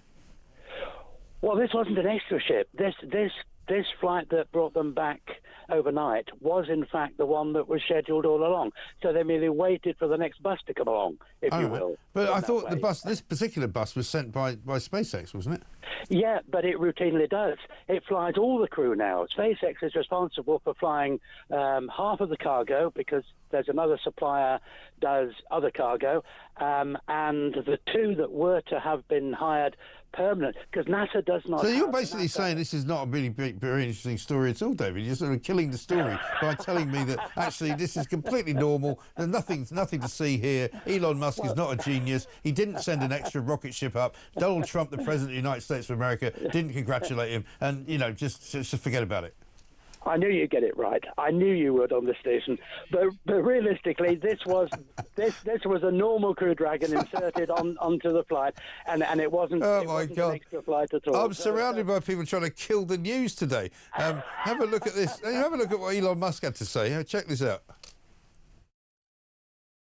The astronauts were only supposed to be there for 8 days, and they've been there for almost 10 months. So obviously that doesn't make any sense.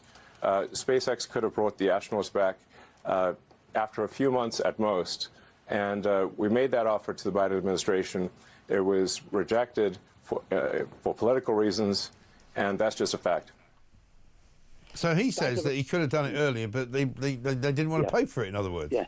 That story certainly seems to have some validity.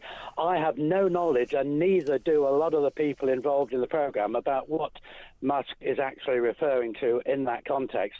But there is some indication that he offered for NASA and the U.S. government to pay for an additional flight inserted in. Right. But they were very happy. I mean, these guys, Sunny Williams is the only astronaut who has ridden every manned space vehicle that has ever visited the station. She went up in the shuttle, she went up on the Russian Soyuz, she went up on Starliner, and now she's come back on a Crew Dragon.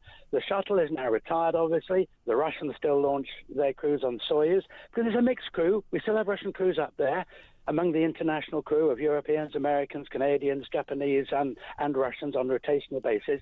And Sunny Williams has the highest record for a woman doing spacewalks. She's done 9 spacewalks. She's she loves it up there. And really, this was a long stay in a holiday home for her. Given what's going on down here, I'd have stayed up there, to be honest. You know, I've just gone, go round again. I have heard that comment from a lot of people. It's true. Listen, Dr. David, very good to talk to you. Dr. David Baker, there, space author, former NASA scientist. He's like the John Rentoul of space. It's not a story. Funnily enough, we got John Rentoul coming up, I think. Not next, but Esther McVeigh's next. This is Morning Glory. There's no news today. We'll do our best.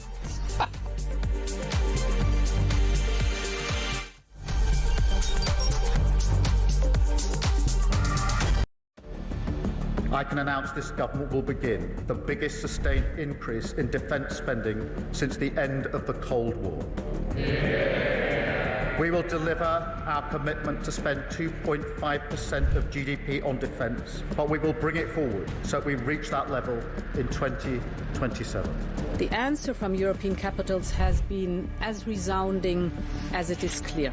We are in an era of rearmament to respond to the short-term urgency to act and to support Ukraine, but also to address the long-term need to take on more responsibility for our own European security. On Saturday, we also agreed a new £2.2 billion loan for Ukraine, backed not by the British taxpayer, but by the profits from frozen Russian assets.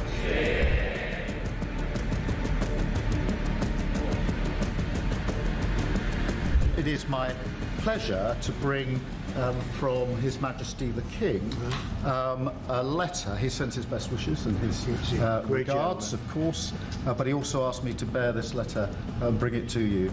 So can I present the letter from the King to Thank you very much. Am I supposed to read it right now? Yeah, please do. I will do. I've got to tell him what your reaction is, so I need to know. I need to know. He is a great gentleman. A great, great gentleman.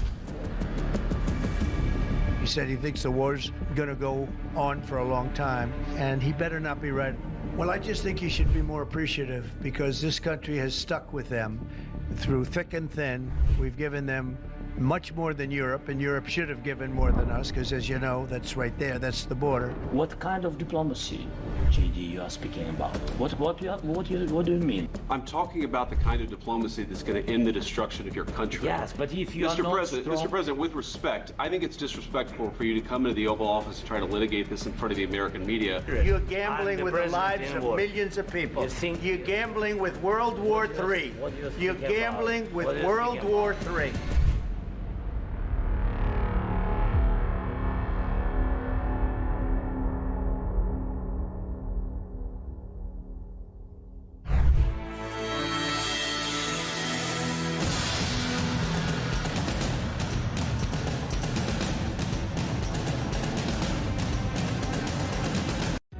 Across the UK, on DAB+, on your smart speaker, on your smart TV, and on your side. This is Talk.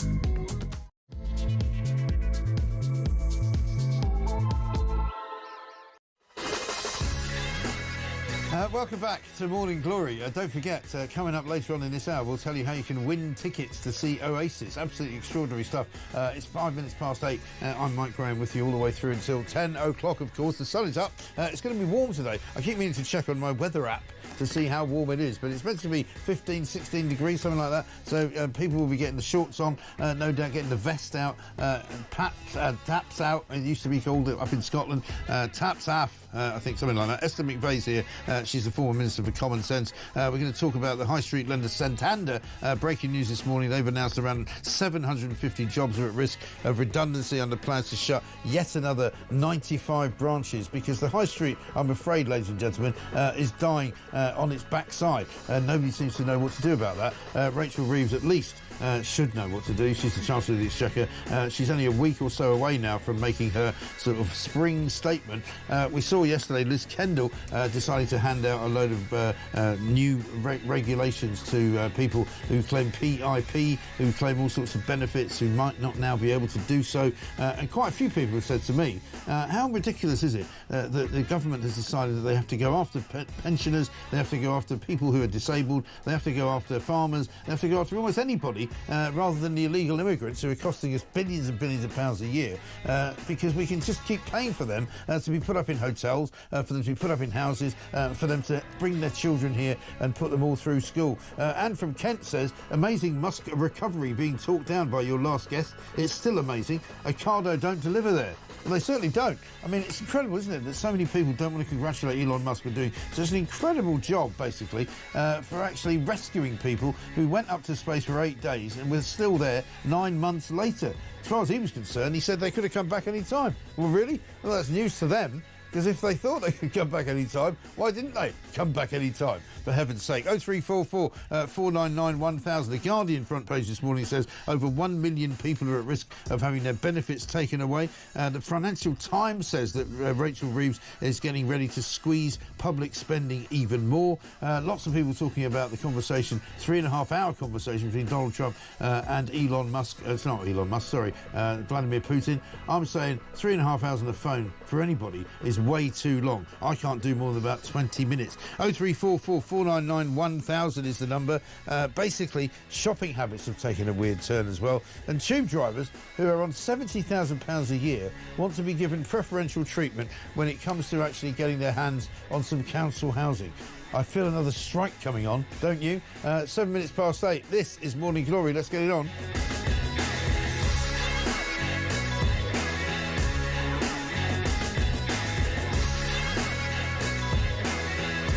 Andrew says this. I don't know if this is entirely complimentary. He says, Mike, I love your show and talk radio in general, but you pee me off so much the way you latch onto a story and then just let it go. Another one comes along. I'm talking about Starmer and his Lord Ali, Freebies' use of the flat, Rachel Reeves and her fake CV, the Speaker and his freebies, Jonathan Reynolds, and the list goes on. You should be kicking up a fuss every day.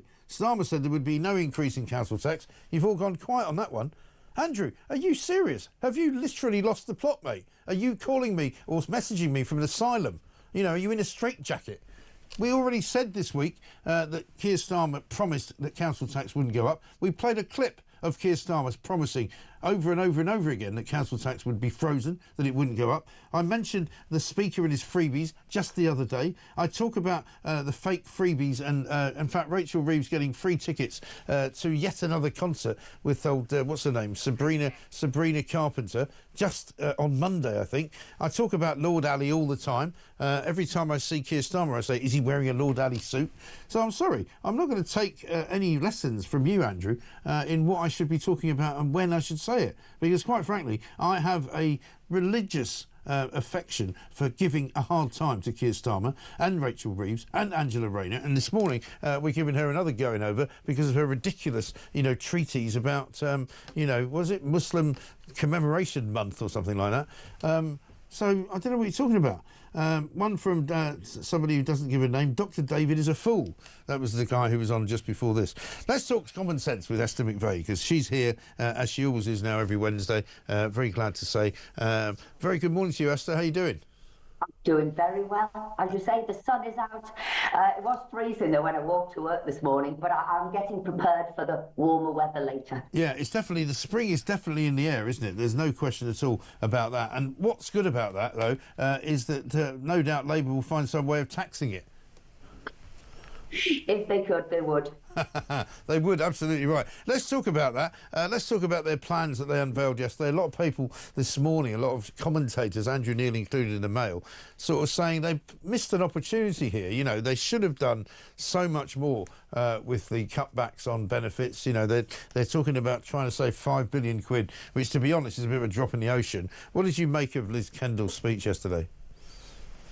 Well, I think we all realise this benefit bill needs to come down. It literally went bonkers after COVID and lockdown. And if you look at the sickness and, illness benefit, that went from something like 46 billion in 2019 and it's now 75 billion. So yes, that needs to be cut back.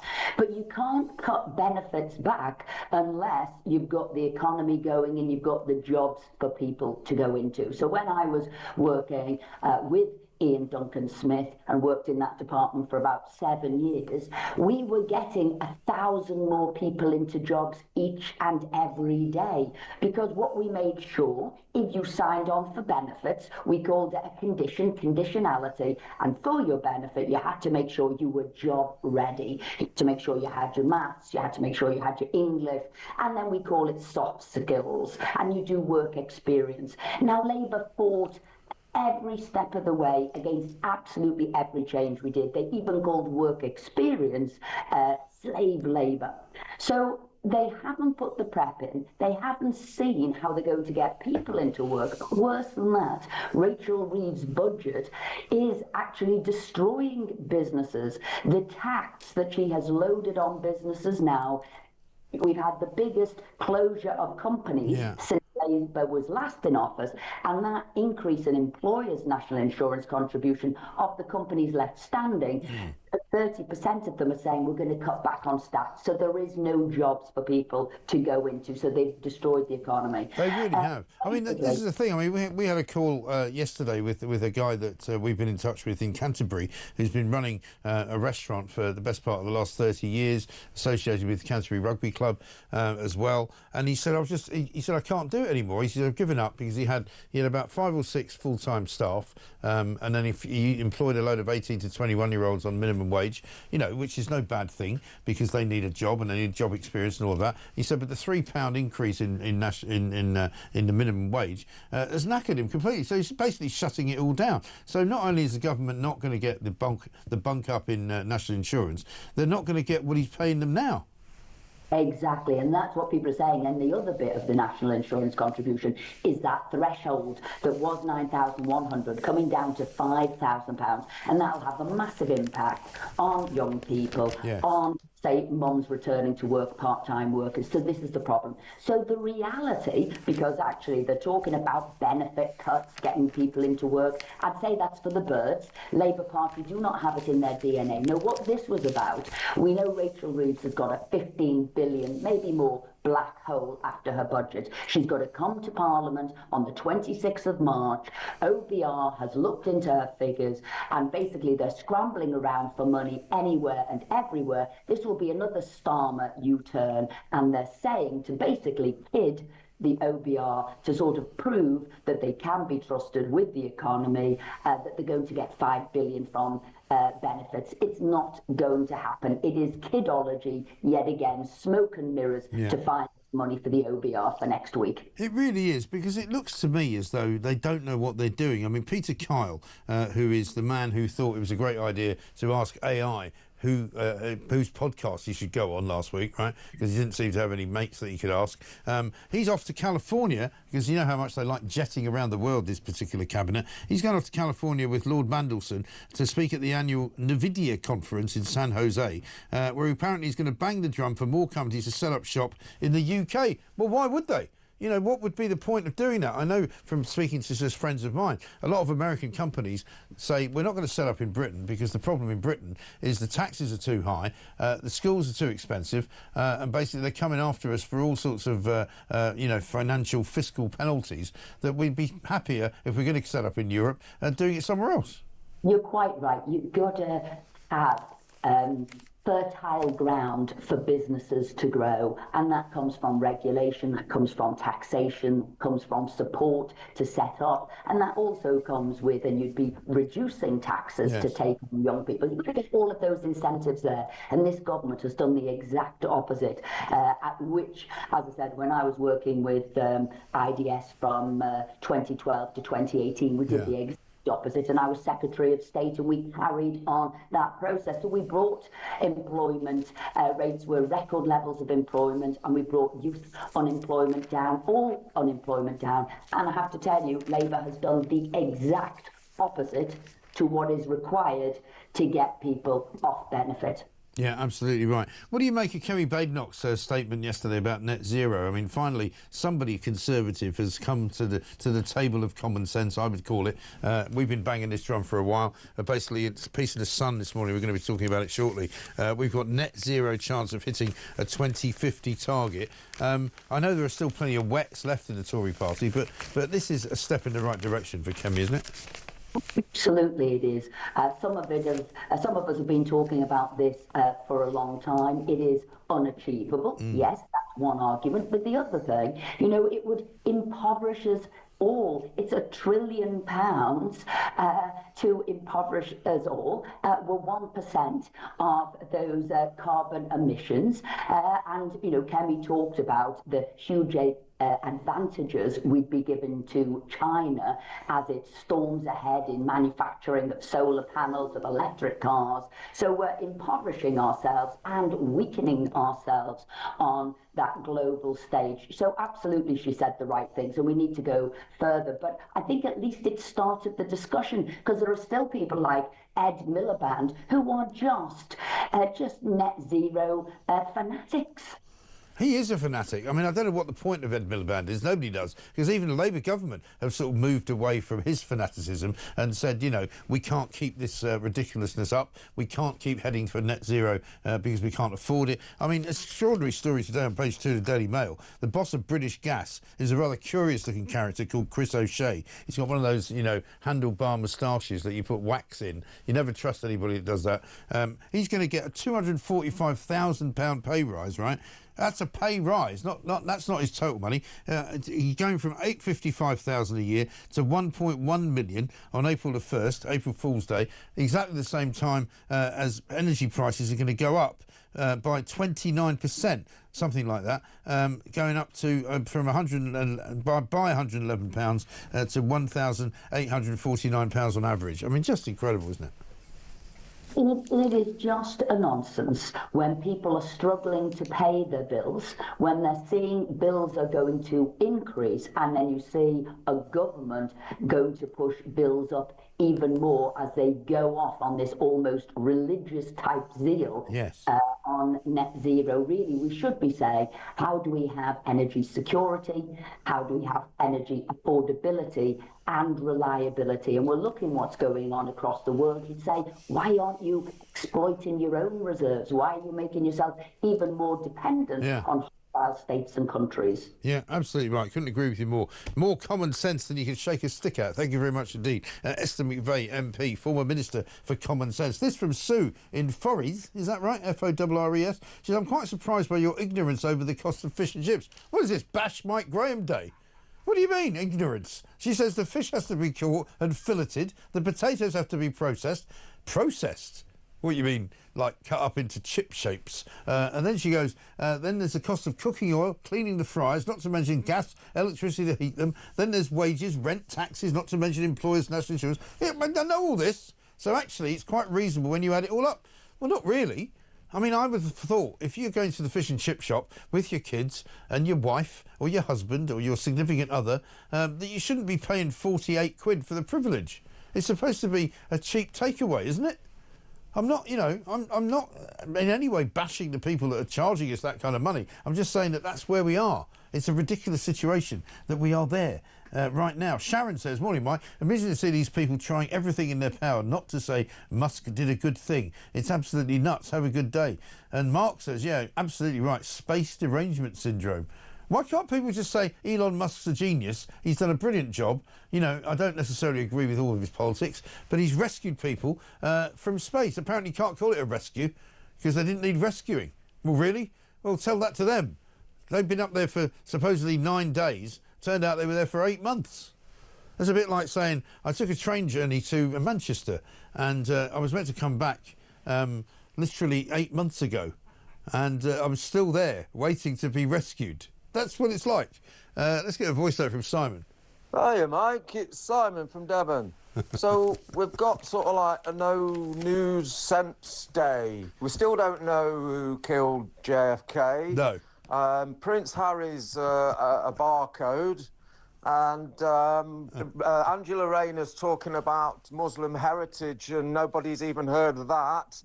And we now know that the people in space were just simply waiting for another bus to turn up. Oh, Mike, I don't know. It's a no news day. They're destroying the news, Mike. Yeah, they kill it. For a walk. Yeah, go for a walk. Enjoy it. Simon, listen, you're absolutely right. They're trying to kill the show. They can't kill it, right, any other way. They're now trying to go, there's no news, so you won't be able to do a show if there's no news. Yeah, well, guess what? This is what we do best. This from Wendy. Morning, Mike. Another great show. Did the astronauts have a hairdresser in space? I noticed the female astronaut had a few grey hairs in previous pictures, but on landing, not a grey hair in sight. Wendy and Clackmannanshire. Maybe it's not even happening. Maybe it's like the Truman Show. There is no space, right? Maybe they've just gone to a place somewhere near Ealing Broadway and made out that it's the moon. I don't know. It could be. I mean, I'm not saying I'm a conspiracy theorist or anything. Anybody got any news? 21 minutes past 8.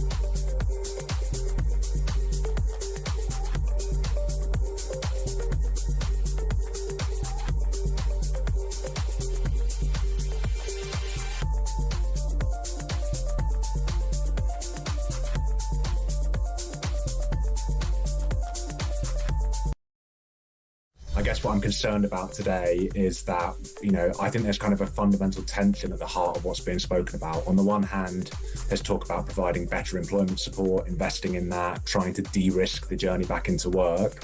But the government's trying to sort of fudge that together with a narrative about cuts. And actually, I think those cuts are kind of in fundamental tension with the more positive agenda the department is trying to pursue. And for most people, having a cut in their income is not going to help them return to work. If anything, it's going to have the opposite effect.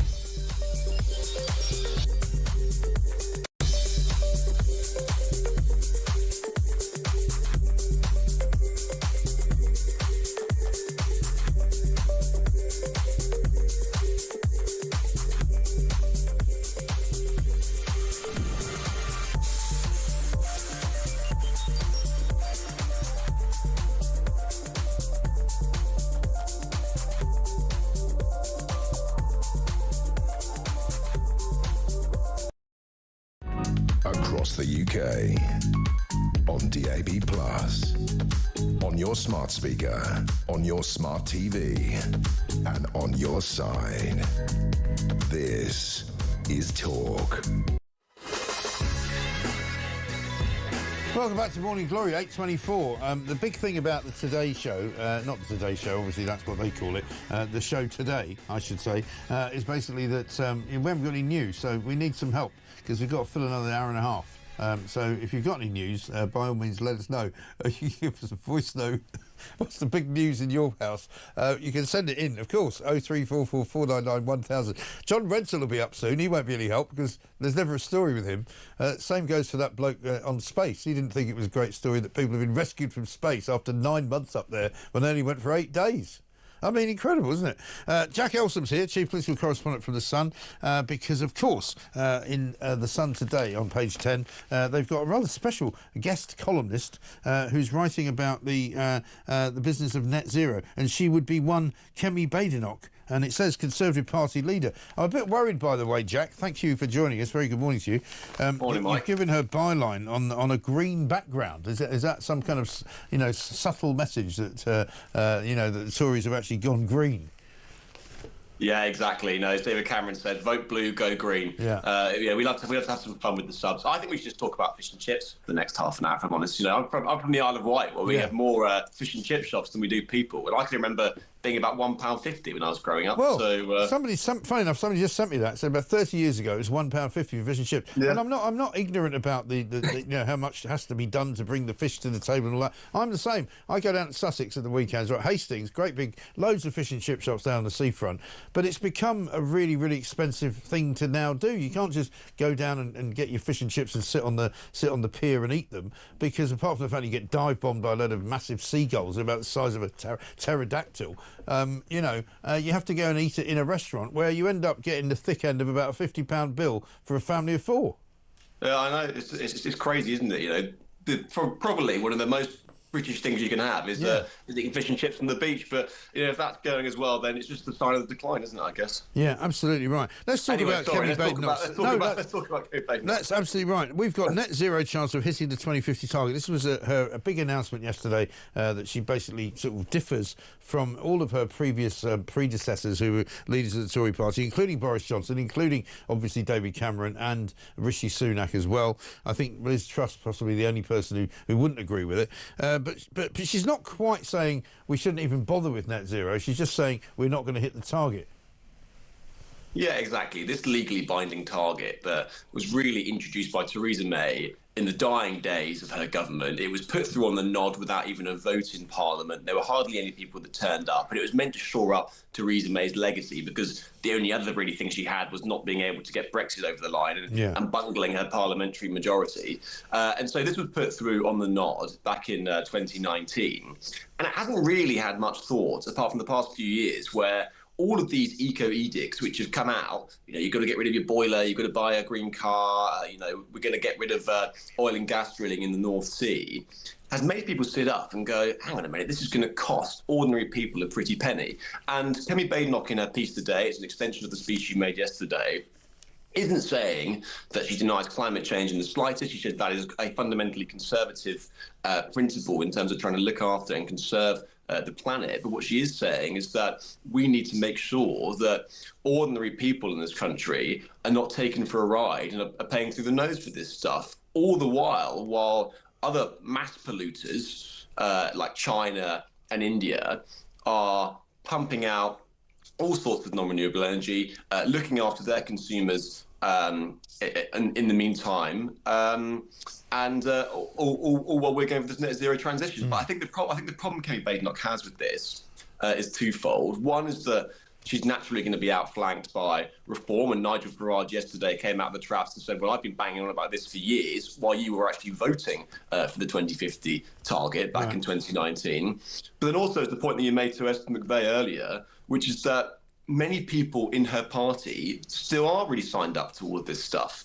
Many are net zero 2050 zealots, and many will find this very uncomfortable. And it just goes to show, I think, the split in the Conservative Party, and it's always been a broad church, but it does seem to be at some point that Kemi Badenoch's got to choose a position, and she has chosen a position, and she has ignored the Conservative Environmental Network, the WETs, as some might have called them, and has gone down this route. And time will tell whether it's popular or not.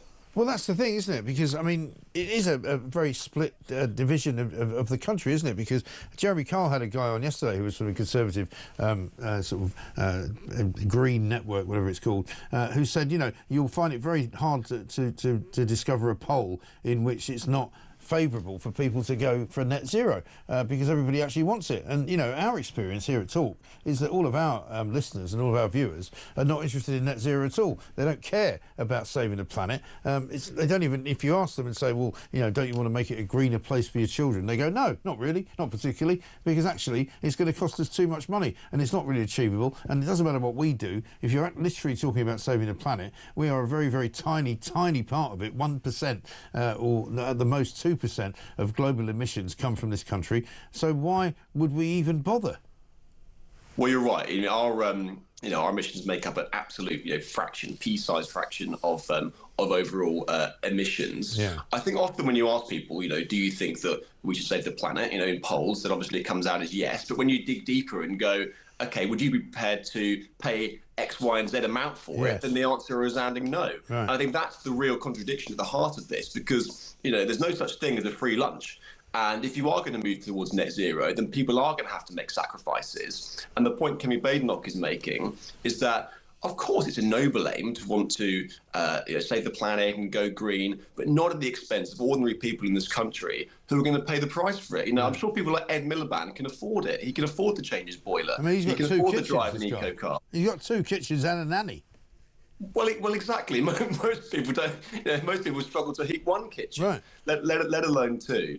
And so I think that there needs to be much more recognition that if you are going to drag people on this path, the net zero, at some point, obviously 2050 is still the target, and the government yesterday said they're going to be sticking with that target, then there has to be a cushioning of the blow for millions of people in this country who are going to end up paying the price for it.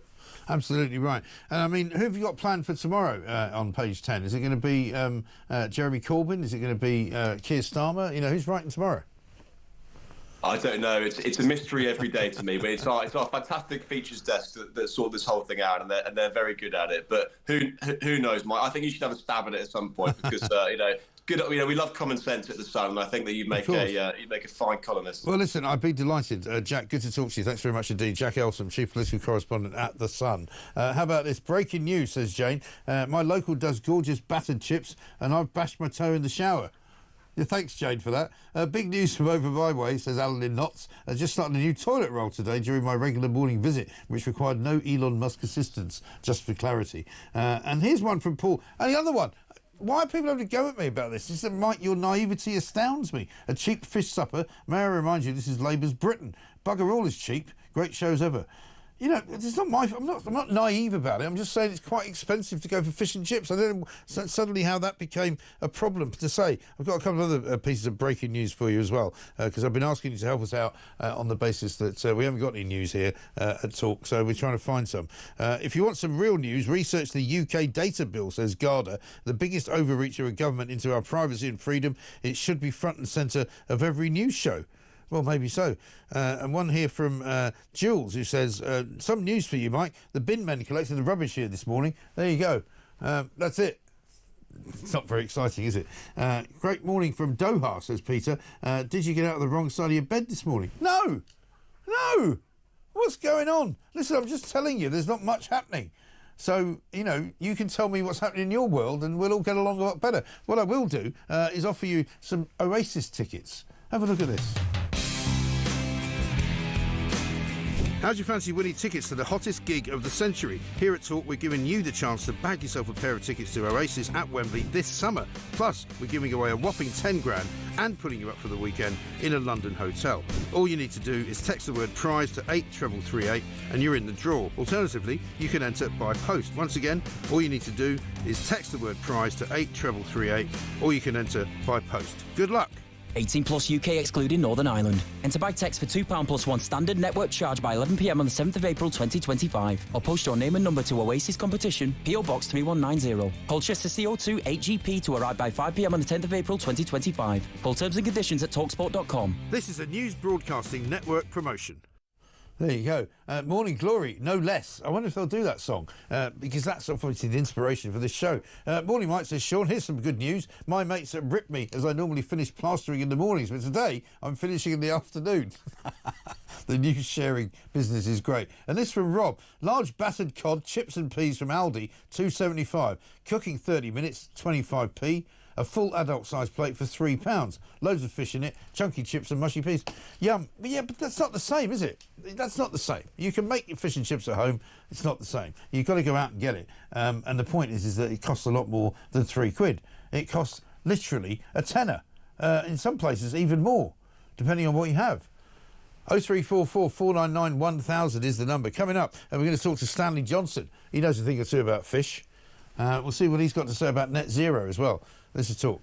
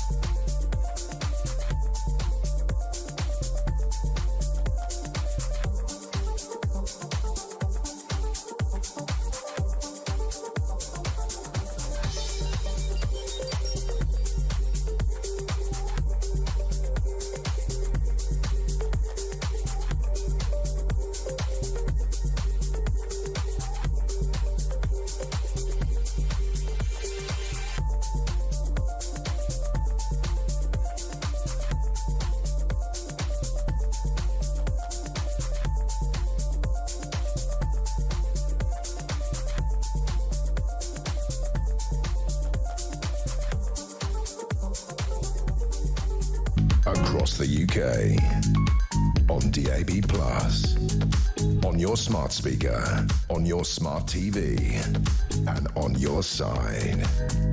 This is Talk. Welcome back to Morning Glory, 8:37. I'm Mike Graham with you all the way through until 10 o'clock. Of course, we've got an awful lot going on this morning, but not much news to talk about. Mike says, Paul in Wiltshire. When I was at school in Hillingdon in 1973, I used to sneak out of school at lunchtime and buy a portion of chips for 12.5p. 12.5 pence. Crikey. And Rob says, my dad used to send me to get fish and chips and it was 2 shillings and 6pence for a family of 4. I mean, this is the thing. And one from Lisa in Birmingham. Get another sticker printed, Mike. No news with Mike Graham. Good show. Listen, I don't even know what I've started here. I just said, look, it's a bit quiet. There's not much news going on. Everybody's gone insane. You know, maybe Stanley Johnson can help us. Mark has got a voice note for us. Morning, Mike. It's Mark in Lancashire. Let's have some more of Keir Starmer's porn movie music, starring Lord Ali as Jurgen, the pool cleaner. Rachel Reeves as You Thought I Was an Economist. What a movie that'd be. Crikey, that's given me some thoughts I didn't really wish to have, but thank you very much indeed. We'll play some more of that Paul music later. Let's talk now first to Stanley Johnson, author and environmentalist. The tide appears to be turning. Stanley, very good morning to you. Even the Conservatives now say that net zero is pie in the sky. They're not going to make it by 2050. You might as well chuck it all in the sea. Well, I don't believe that for one minute. I think that Kemi Badenoch has really made a classical mistake in coming forward as she did with a policy conclusion before even the policy review has gone on. She's meant to be having a general review of Tory policies, a detailed, not some, and yet what do? She comes out and says, no, we're going to junk net zero. It was a classic mistake. And actually, if you read Theresa May, as reported in The Independent this morning, I mean, she really lays it on the line, all the things which Badenoch has got wrong about what she said and what she is now doing. So I totally agree. I think this is a wrong move. It's a wrong move for Britain nationally. It's certainly a wrong move for Britain internationally. But isn't it the case that Theresa May was not a very good Prime Minister? Why would you listen to anything that she has to say, one? And two, is it not very clear from what's going on in the rest of the world that there are more important things to spend our money on? And we, frankly, are, at this point in time, bankrupt. We don't really have any money, and we certainly can't go around subsidising lots of individual billionaires to run their green energy companies at our expense. Well, that may or may not. Those last points may or may not be true. Well, they are true. They're all true.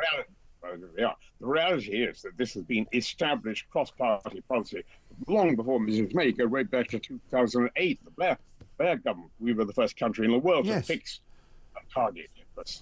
But we've reduced, Stanley, our carbon footprint by more than 50%, have we not, in the past sort of 10 to 15 years? And yet, it's not enough for the great green monster that wants to just continue to eat up loads and loads of our pounds in order to do not very much of anything. Because if we were having any effect on the planet, surely that would be something you could boast about. But we haven't. We've been doing it, as you say, since Tony Blair was in charge a good 20 years ago, and it's had no effect whatsoever.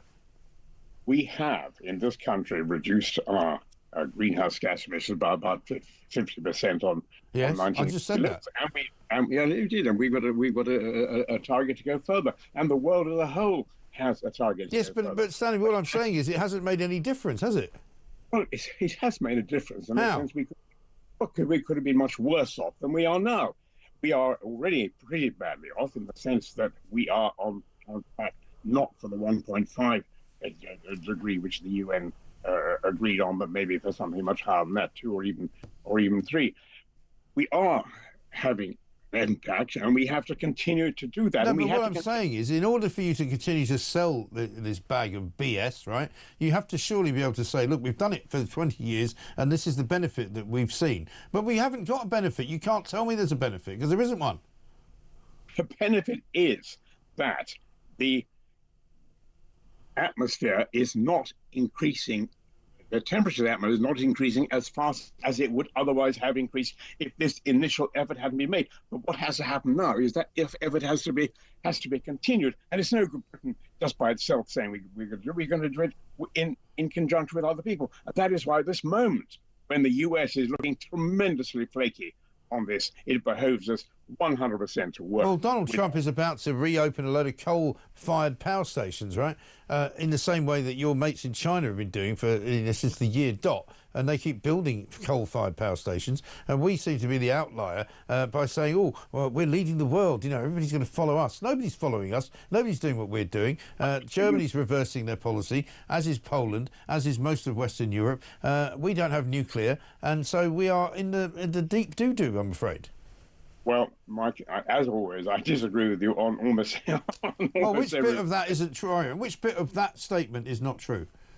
Which bit of that statement is not true is that we have a strong renewable sector in this country. And by the way, don't.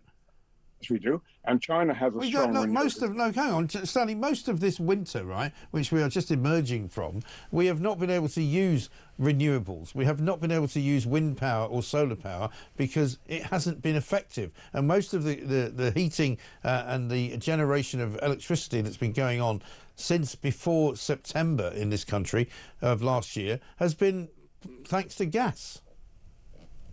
Gas, it has been one feature of our energy mix, and it will continue to be. It's been the main feature. It's continue to be a feature of the energy mix. And by the way, I think that the effort now to build small modular nuclear reactors needs to press ahead. That's all absolutely clear. But what we don't need to do, and we actually can't do, is say we are going to throw away these targets. Look what did the UK do? The UK, in the run-up to the COP26 convention in Glasgow in 2019, we corralled something like 80% of the world's economic forces, 80%, and signed up to a commitment to try to reach a net zero. And what was the point of that net zero target? Well, it's a very good question. There was no point, was there? Because the fact that we haven't reached it shows that it's not reachable. I'm sorry, it is reachable. Not it is reachable, it has to be reached. Because if you look at the science is that if we go beyond these sorts of targets, then the general level of temperature increase in the atmosphere is going to go way beyond. But you don't know that. That's just based on a model, isn't it? It's not based on a model. Yes, it is. Based on huge numbers of scientists, all grouped in something called all paid off by the Green Lobby. I don't believe this, Mac. I absolutely don't believe this. And I think the kind of line which you're putting forward here is a very dangerous line because it plays into the hands of, people like Nigel Farage. Well, what's wrong with Nigel Farage? He's entitled to his opinion. The fact is you can't prove any of the stuff that you're spouting. You can't prove that any of it is in any way worth paying for. And you can only prove what might happen if we don't do it. That's not proof, is it? I think you've got living proof around the world on a day-to-day basis in terms of impacts of climate change. Where? You certainly have. Well, I mean, you go to Africa, go to Latin America. You go to Africa where it's quite hot due to the fact that it's on the equator. Mike, you can Come on, see Stanley. I never would have put you down as a man that didn't understand logic, right? Have you seen what they're doing in the Amazon this week? I've been following. Have you seen what they're doing in the Amazon this week? Preparing for COP30, right? They're so successful, these COP meetings, that they keep having them, right? To stop the world from burning up. They're knocking down trees in the Amazon to make a highway so they can take VIPs like you from the airport to the conference centre. I first went to the Amazon in 1959. I got interested in the problems of the Amazon in 59 and read some pieces in the New Scientist then. I have been following this for like 50, 60, right. 70 years. And so what's happened as a result of you being interested in it? Nothing.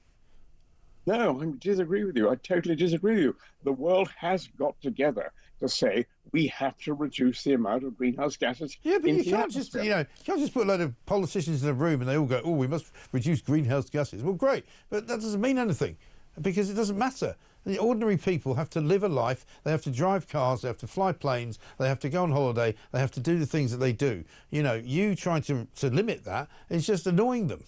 Well, let's look at it another way.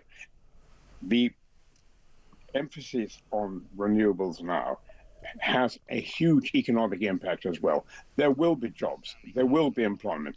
There will be money coming into the country through a change in the energy mix. Yeah, but the only money that we see going out of the country is being paid to subsidise the whole green ridiculous programme. The green programme is costing us more money. So if we pulled that programme and invested money in actually fracking or doing... Well, you say that. You say that. Well, no, I say that because it's true. And it's not. Why do you think the CBI has come out very forcefully against what Kemi Badenoch has just announced? The CBI are a captured organisation full of loony green maniacs like you. That's what the CBI like. Loony green maniacs. I do like that. LGM. And your son Boris. I mean, he was the one that started it as well. You know, he should be ashamed of himself. Well, I say put it for Boris.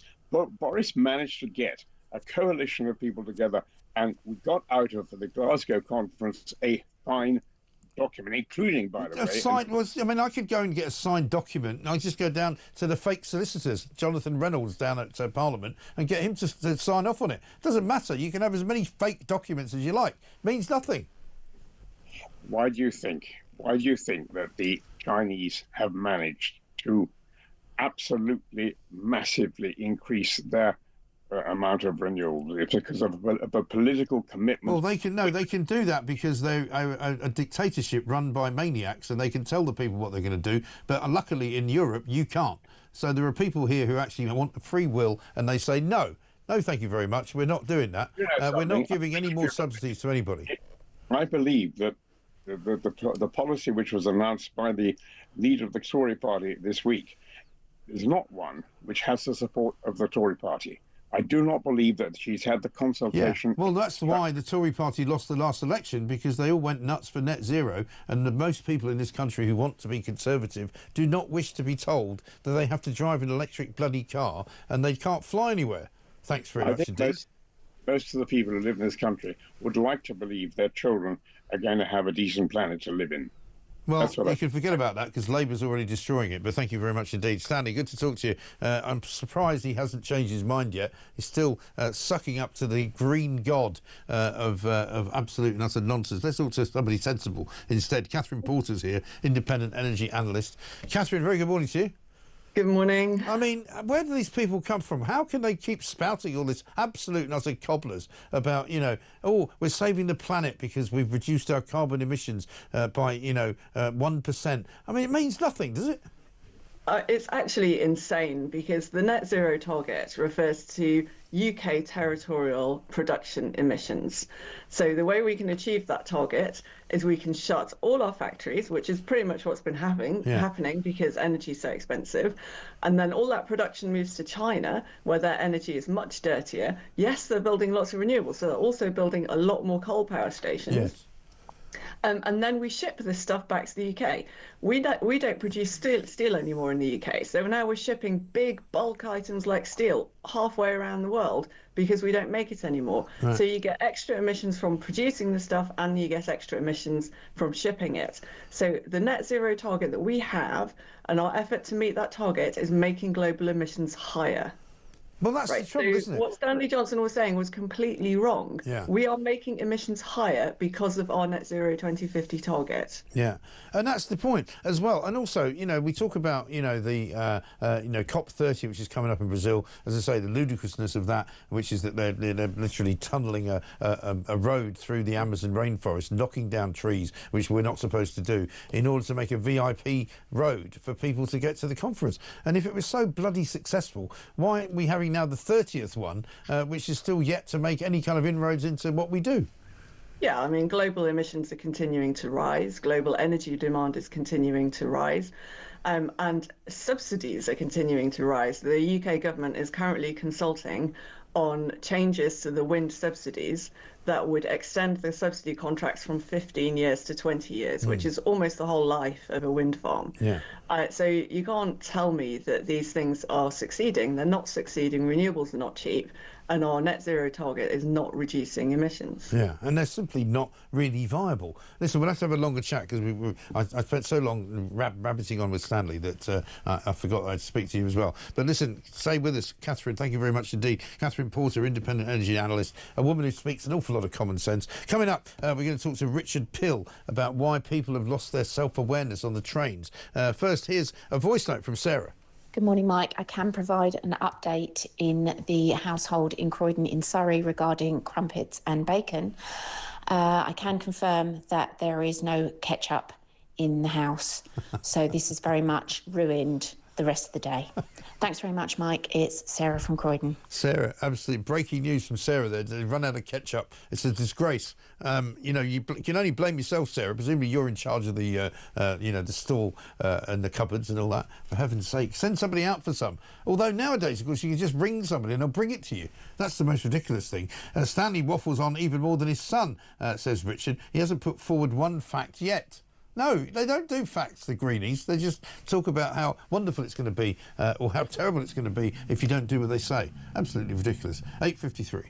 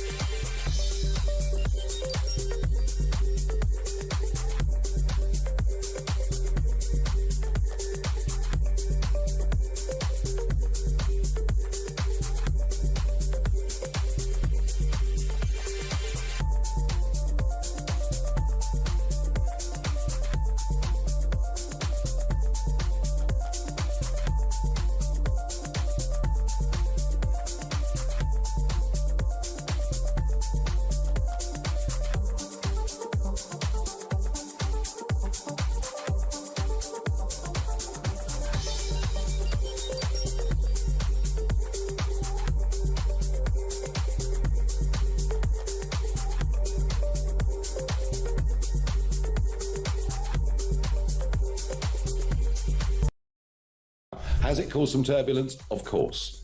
Has it on the edges caused some people to be disconcerted? Yes. Does it make a fundamental difference to what we're going to do on May the 1st? No.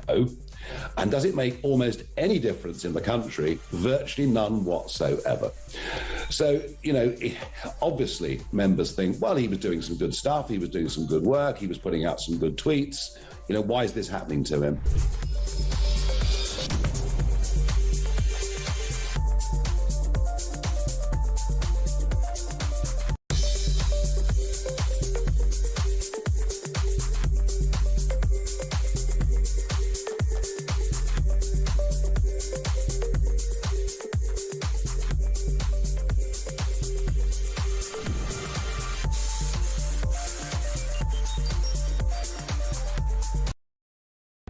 Across the UK, on DAB+, on your smart speaker, on your smart TV, and on your side. This is Talk. Welcome back to Morning Glory. It's 8:56. We're here till 10 o'clock, of course. Julie Hartley-Brewer coming in shortly before 10 to tell us what's going on. Johnny Rugby says this. We were talking about long phone calls earlier. 3.5 hours between Donald Trump and Vladimir Putin. Morning, Mike. He says, I know what you mean about long phone calls. I phoned my mobile provider about a different tariff. After 27 minutes, the guy was still going on about terms and conditions. In the end, I had to interrupt him and say I was no longer interested and hung up. I know, you can't do it. I mean, who can do 3.5 hours on the phone? Even if you're talking about world peace, I don't care, or the meaning of life, or the inception of the first birth in the history of the world or something. No, just don't bother. Richard Pills here, CEO of British Regional Transport Association, because people have been saying that on trains lately, the behaviour of people putting their feet on the seats, eating, shouting, running about, letting their kids run about, means that basically train guards are trying to tackle all of this, and it's becoming a real problem because people have just got no self-awareness at all. Richard, a very good morning to you. Morning. So, I mean, I've noticed this as well. I mean, I don't know what it is, but, for example, I use the tubes a lot more than I do the trains in London, and quite often you see people the doors open and you're standing on the train, they all come rushing in before they let you off, that kind of thing. How much of a problem is this? Well, it is a problem.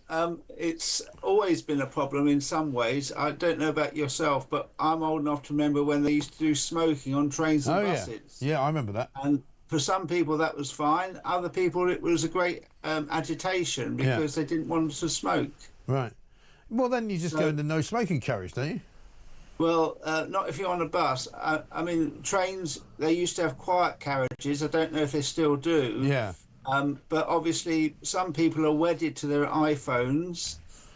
They have the volume on loud, and they don't care about what other people think or want. I mean, I have noticed on buses, certainly, which I use quite a lot as well in London, people more and more now are listening to or watching things on their phone, where they used to use earphones where you wouldn't hear it, but now they've just got it on, like, loud. Yes. So on the one hand, the nature of the problem has changed, but on the other hand, it's not particular just to railways. No, it's an antisocial behaviour type thing, isn't it? I mean, do your members or people who are having to deal with this kind of thing in terms of, you know, inspectors, ticket inspectors and train guards, if you like, are they having more trouble than they used to have? Presumably, yes, because there is a swathe of people who just do not care about, they want what they want and they don't consider others as much as perhaps they should do, and the causes of which we could go long and deep into, I suppose. But in terms of the management of the trains, it used to be the guard who had multiple responsibilities to the passenger. Yes. Now you get conductors who are more interested in revenue collection.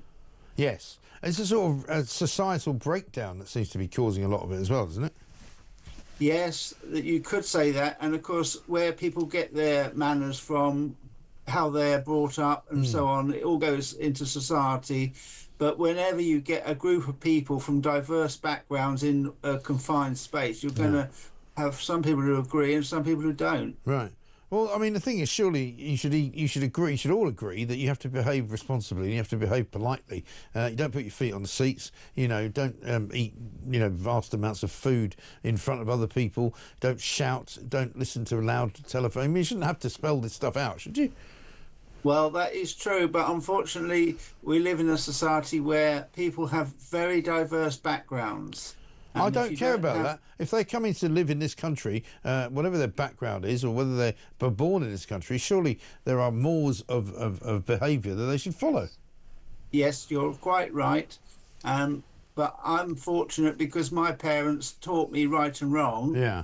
I can't say I've always gone along with everything they've said, but there is a convention in this country where people do queue politely. They don't push their way forward in life. But unfortunately, the market is about competition. Yes, it is unfortunate. Richard, good to talk to you. Thanks very much indeed. Richard Pill, CEO of British Regional Transport Association. You know, your parents teach you right from wrong. Simple as that. If you don't know right from wrong, you're probably a complete and utter loser, and somebody should have taught you. But if you don't know how to do it, then somebody should now teach you. Just on this breaking news day, says David Helmsley, North Yorkshire, he says, I've just got a taxi to my local laundrette 2 miles down the road. The driver charged me £60 for a 5-minute journey. I feel I've been taken to the cleaners. Yeah, very good. I'll get my coat, he says. Yeah, I would as well. Don't send anything like that in again. It's a disgrace. There's no news today. John Rentoul, luckily, is the next guest we've got. He loves it when there's no news because he doesn't ever think there's a story in almost anything that we talk about. We'll find out what's going on with him coming up next.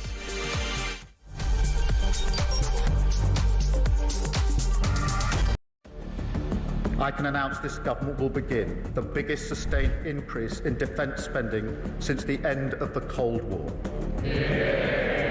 We will deliver our commitment to spend 2.5% of GDP on defence, but we will bring it forward so we reach that level in 2027. The answer from European capitals has been as resounding as it is clear. We are in an era of rearmament to respond to the short-term urgency to act and to support Ukraine, but also to address the long-term need to take on more responsibility for our own European security. On Saturday, we also agreed a new £2.2 billion loan for Ukraine, backed not by the British taxpayer, but by the profits from frozen Russian assets.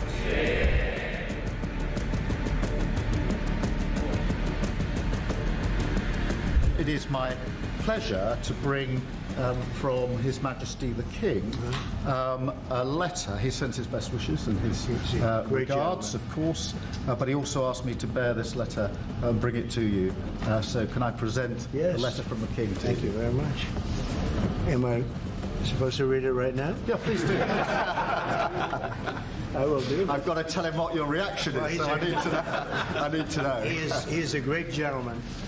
A great, great gentleman. He said he thinks the war's going to go on for a long time, and he better not be right. Well, I just think he should be more appreciative, because this country has stuck with them through thick and thin. We've given them much more than Europe, and Europe should have given more than us, because as you know, that's right there, that's the border. What kind of diplomacy, JD, you are speaking about? What do you mean? I'm talking about the kind of diplomacy that's going to end the destruction of your country. Yes, but if you are not Mr. President, with respect, I think it's disrespectful for you to come into the Oval Office and try to litigate this in front of the American media. You're gambling with the lives of millions of people. You're gambling with World War III. You're gambling with World War III.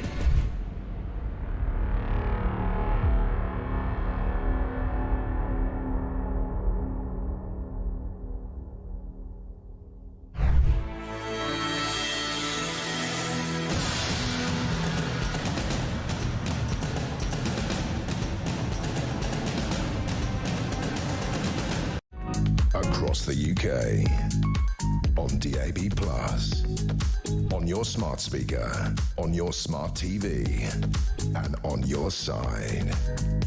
This is Talk.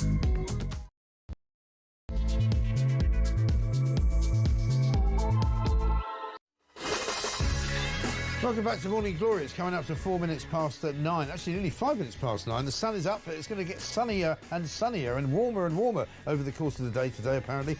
We could be facing something like 15 degrees, 16 degrees maybe tomorrow, and a really, really nice and hot weekend, which is very, very welcome, obviously, because we've had a bit of a grim February. We've had a bit of a grim winter. It seemed to be dark forever. It seemed to be rainy.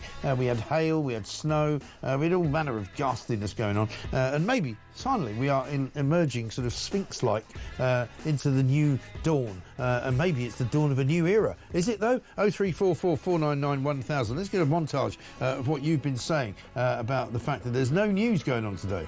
So we've got sort of like a no news sense day. This is Maddie from Essex. I've got a bit of news for you. Good morning, Mike. I can provide an update. There is no ketchup in the house. Here's a bit of news for you, Mike. I'm going to go home now and do myself a bacon and egg sarnie. What about the price of a pie? The price of a pie! Bit of pastry and a little bit of meat inside. Nearly £4 plus in Coventry. Yeah, it's absolutely outrageous. We've been talking about the price of fish and chips as well, because sustainable or not, it's about 10 quid. Unbelievable stuff. If you take your family out, it's £40 for a fish and chip supper without even anything to drink. 0344 499 1000. Some people would like to talk about Donald Trump and Vladimir Putin's 3.5-hour phone call. I'm not really one of them, to be honest. But John Rentoul's here. He's famous, of course, for telling us there's no news, and that's not a story. What are you even talking about? We'll see what he's got for us today. But even he seems to be at a shortage of things to write about because, we've got Liz Kendall and her PIP test, PIP. It doesn't really mean anything, does it? She's going to take $5 billion off the welfare budget. It's like taking a suitcase off the QE2. What's the difference? 0344 499 1000. We could say we're going to talk more about the Kennedy papers. There was going to be massive revelations coming overnight in America. The JFK papers revealed by Donald Trump. Finally, we're going to find out who shot him. It turns out it was Lee Harvey Oswald. Yeah, we kind of knew that in 1963 after he got arrested. Similarly, we were waiting as well for the Prince Harry revelations on the old, visa application. Did he or did he not claim to have not used drugs? Or did he actually admit to using them? There it is in its all full glory, redacted so much that you can't even tell what it is. It looks like a sort of a sideways bar chart, doesn't it? I don't know. I'm trying to look at it sort of that way. That way. That way, I don't know. No, I can't see anything. Also, a benefit trap has wrecked the country, apparently, according to Keir Starmer. Remember him? That bloke that said he was straddling the world and becoming a bridge between the US and Europe. Well, we don't need it now, thanks, mate, because they've had a 3.5-hour phone call. So you get back in your camo outfit and pretend you're a soldier. 0344 499 1000. This is Morning Glory. Let's get it on.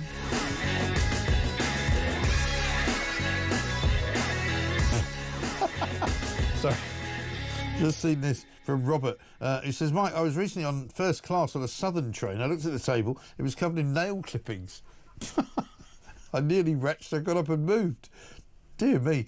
And one from Helen. It pees me off that wealthy people with big houses, big cars and travel abroad preach net zero to people who do the everyday jobs and have little impact on the planet. Absolutely right. Joanne says, morning, Mike. Joanne from Norfolk on the climate gift. If the authorities say they can roll in support of Net Stupid and Greta and Stanley Johnson, no wonder no one believes the BS. Great show. No news is good news. I think that may be right. John Rental's here. John, very good morning to you.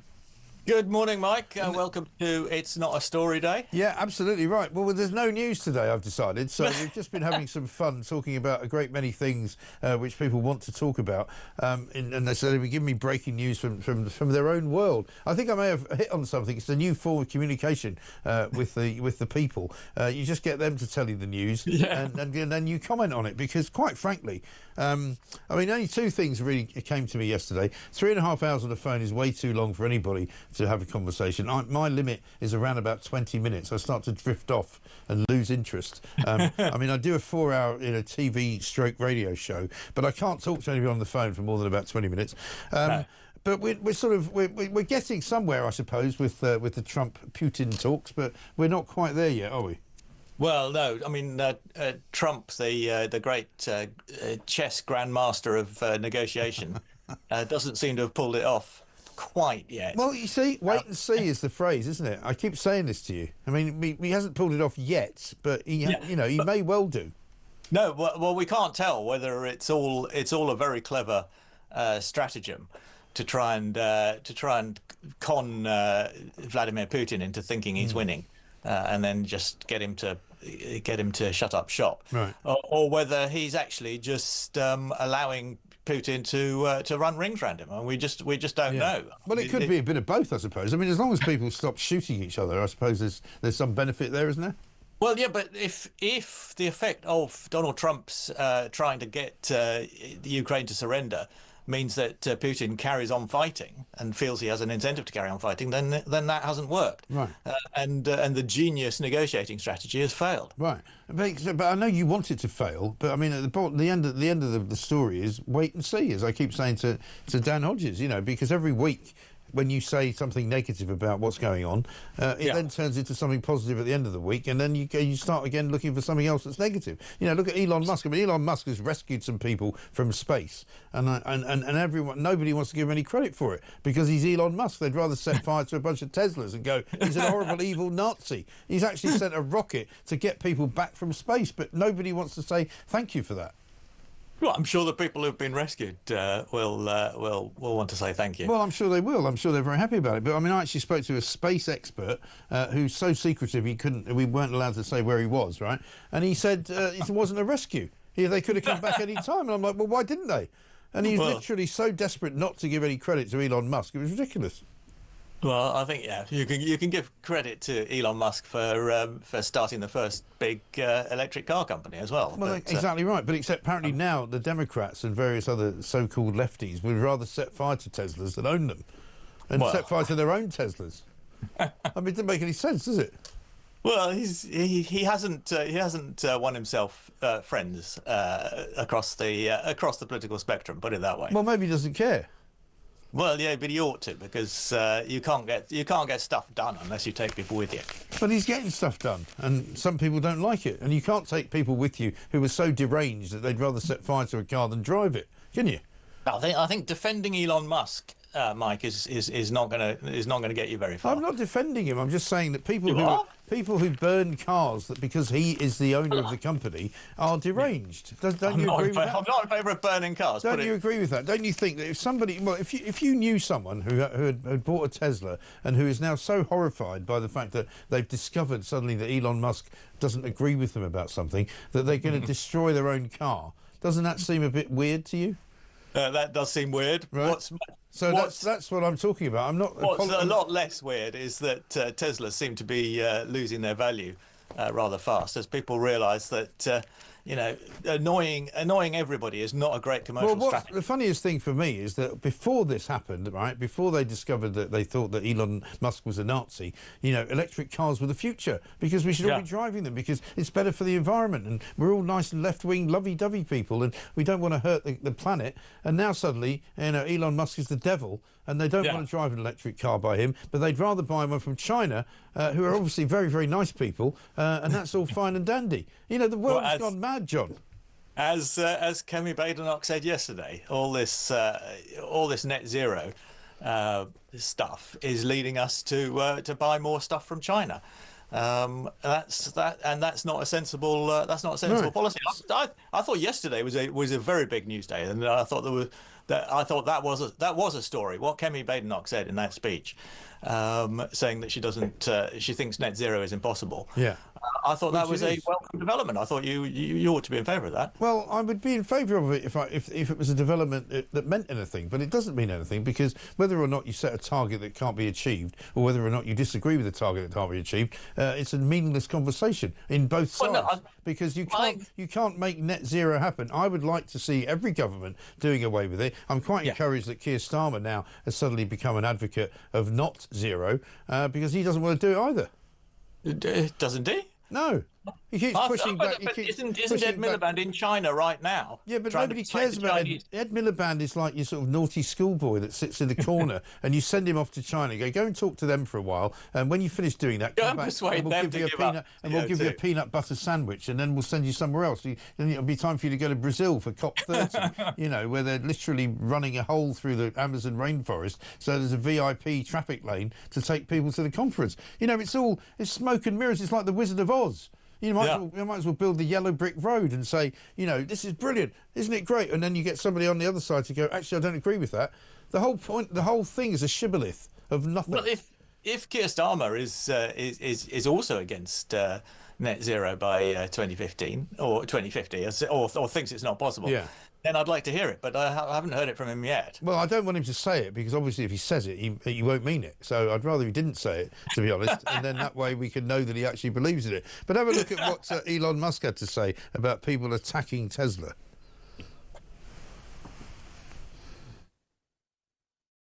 I mean, it's really come as quite a shock to me that there's this level of really hatred and violence from the left. I always thought the left, or Democrats, were supposed to be the party of empathy, the party of caring, and yet they're burning down cars, they're firebombing dealerships, they're firing bullets into dealerships, they're just smashing up Teslas. Tesla is a peaceful company. We've never done anything harmful. I've never done anything harmful. I've only done productive things. So I think we just have a deranged. There's some kind of mental illness thing going on here because this doesn't make any sense. He's right, isn't he? Well, but just to suggest it's Democrats who are torching Teslas is a little bit. Well, I don't think it's Republicans, is it?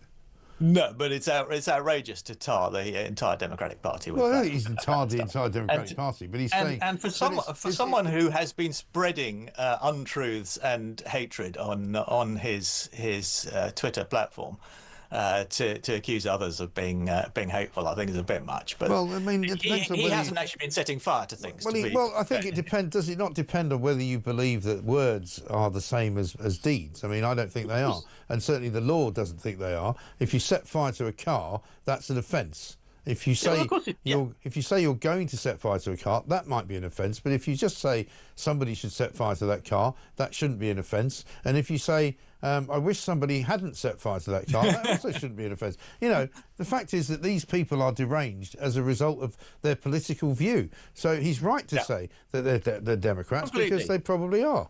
Yeah, no, I completely agree with him. But for him to pretend to be some kind of innocent political centrist is utterly reasonable. Well, you're saying he deserves to have his car set on fire. No, I'm not. No. Well, that's kind of the inference. I've just said the opposite, Mark. No, that's the inference. You're basically saying that because of the things that he has said, he's put himself in the firing line. Therefore, he should expect to have his cars trashed. No, I'm not. I'm saying I'm just saying that he can't really present himself as a sort of utterly reasonable. Well, yeah, but what he's saying is that Tesla as a company does not do that. Hasn't done anything wrong. He does not. When he makes the statements that he makes, and some of them, as you say, have been entirely wrong and entirely idiotic and entirely inflammatory. And I agree with you. Because I don't hero worship anybody, as you know, and certainly don't hero worship Elon Musk. But he has got some incredible companies, and Tesla, as a company, does not put out political statements. So why should they be attacked? Not. No, absolutely not. They shouldn't be. Right.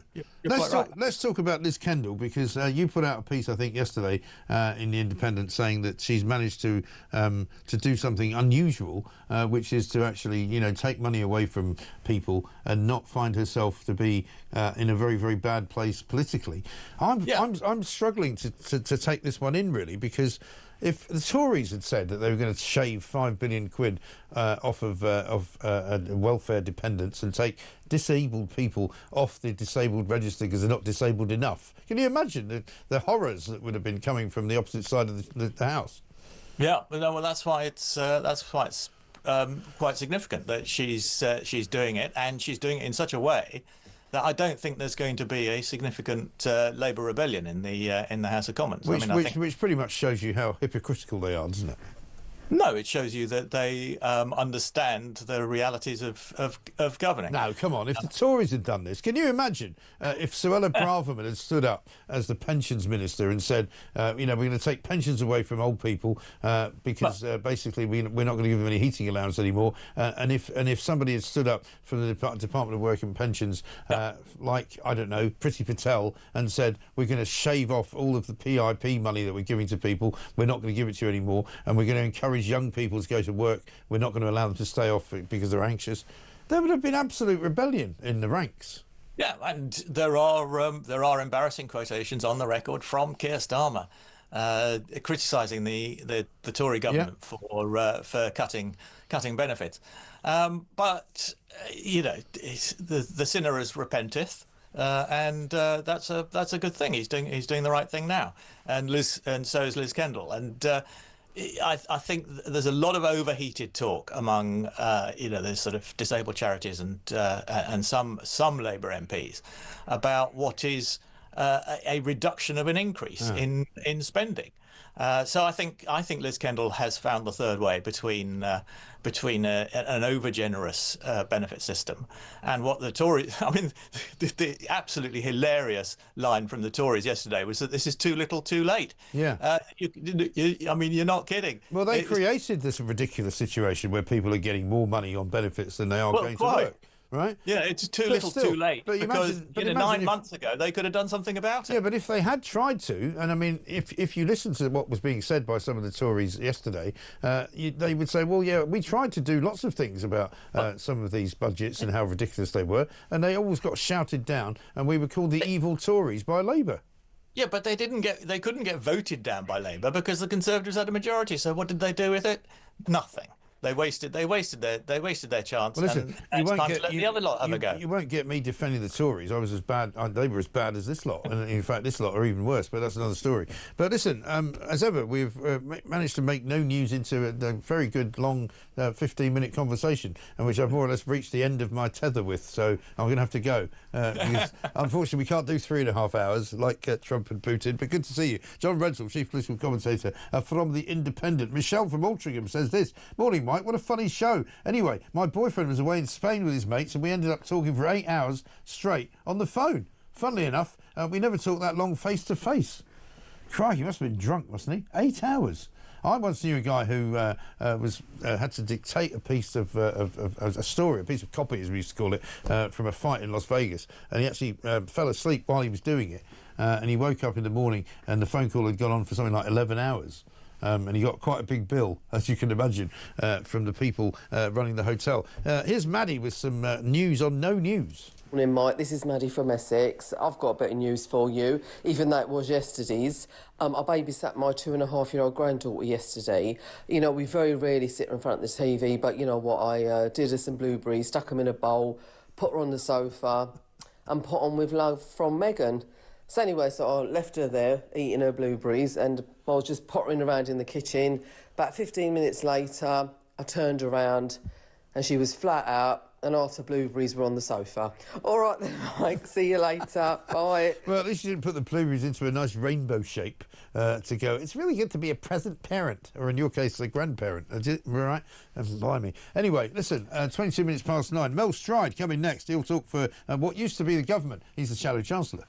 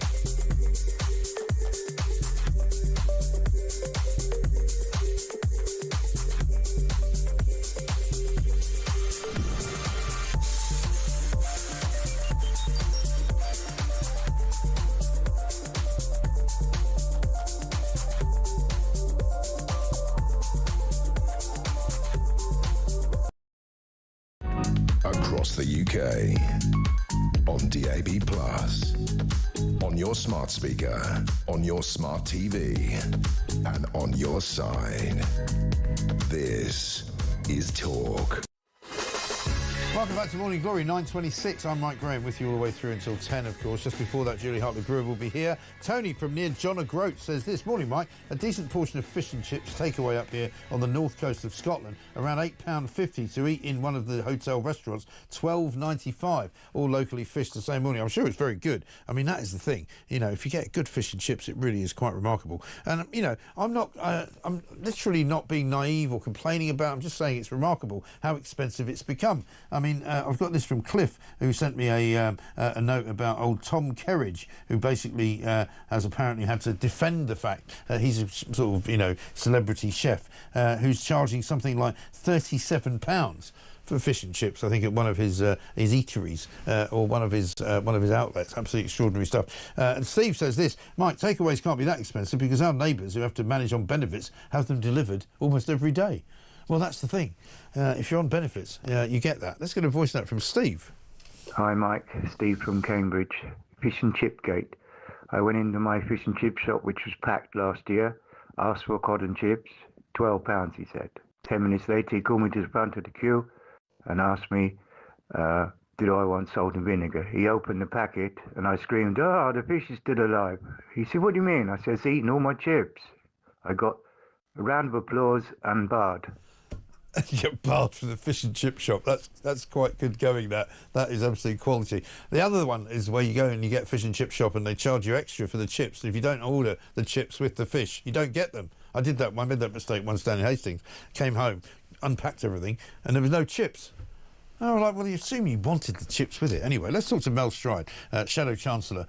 These things are very mere trivialities, I'm sure, compared to the matters of state that Mr. Stride is involved in. Mel, very good morning to you.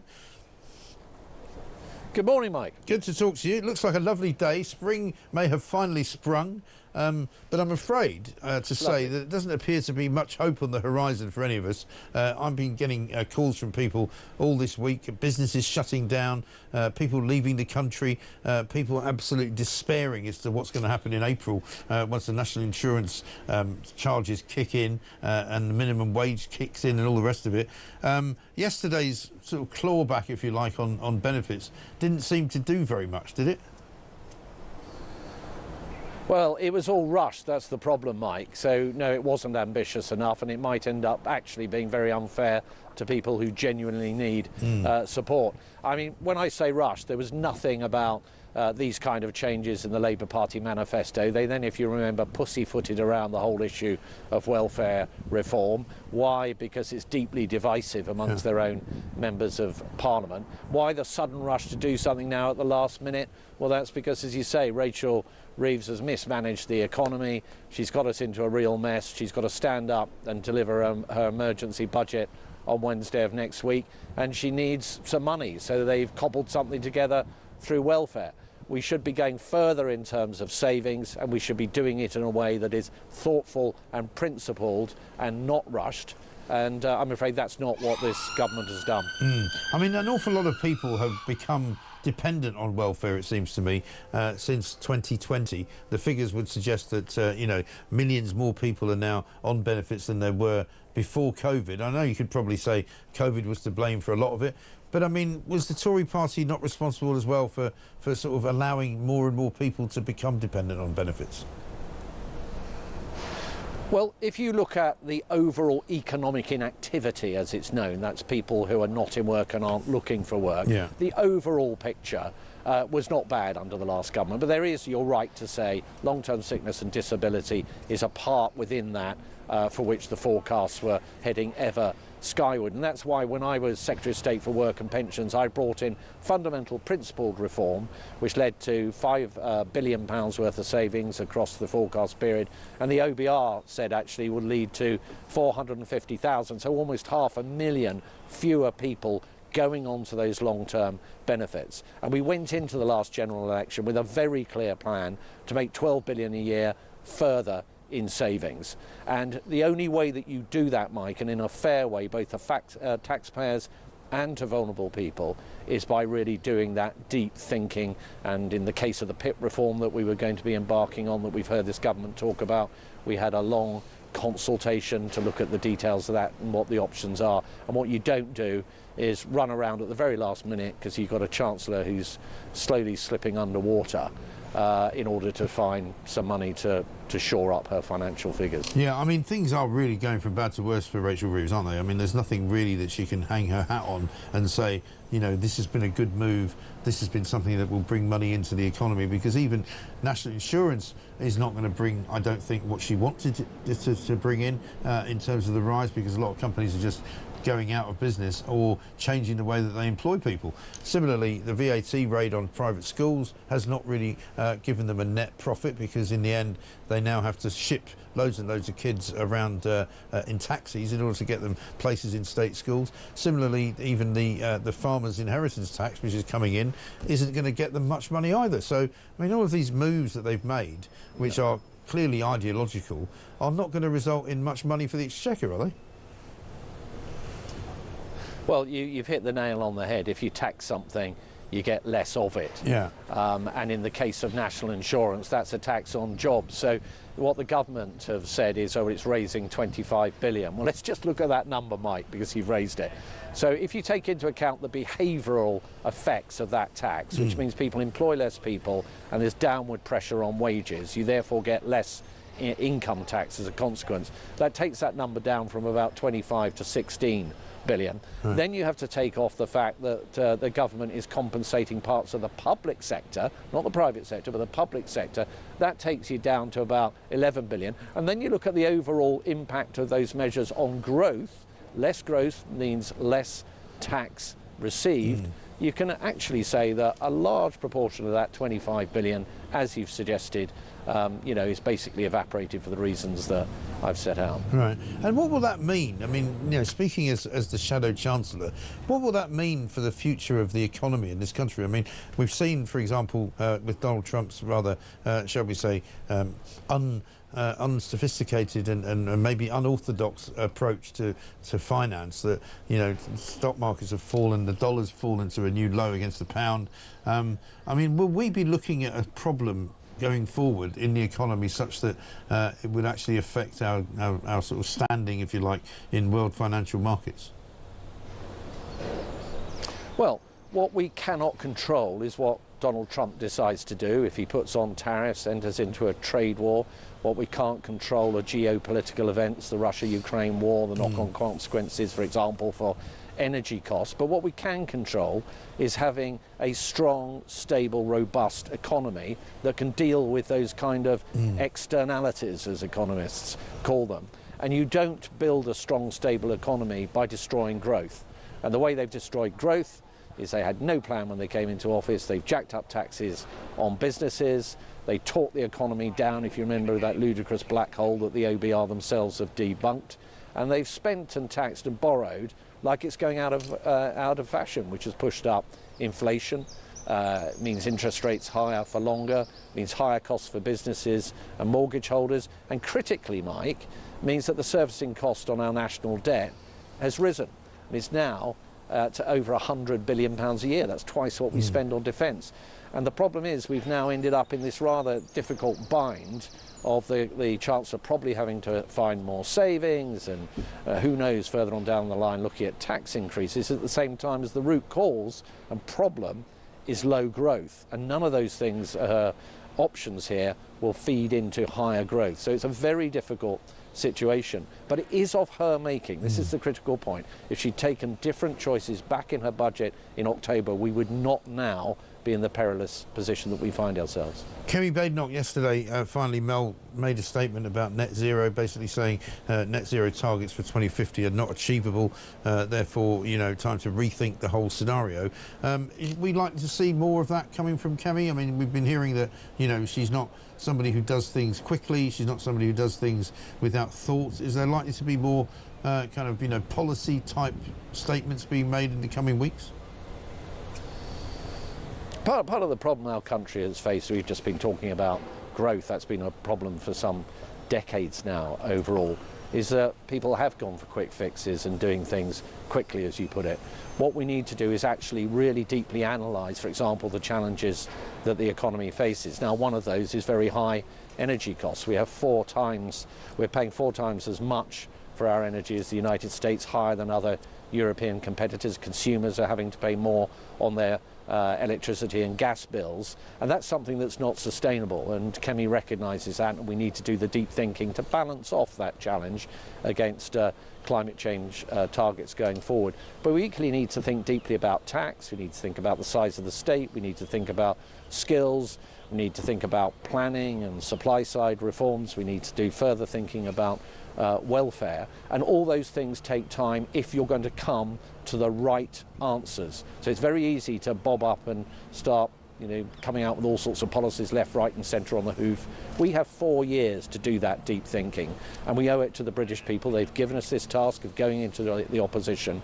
We owe it to them to do that deep thinking, to come up with the real, well thought through solutions that we can then put to the British people at the next general election. And she is leading that process, as I think you've accepted yesterday with her comments about energy and climate change, in a very bold and decisive way.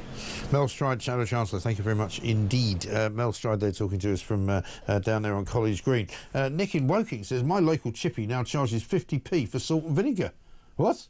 That's ridiculous. And Matthew says, hi again, Mike. Elon Musk's comments are very interesting. The left are the most tolerant, compassionate and loving people you will ever meet until you disagree with them. Then they become the most intolerant, dispassionate and unloving people on the planet.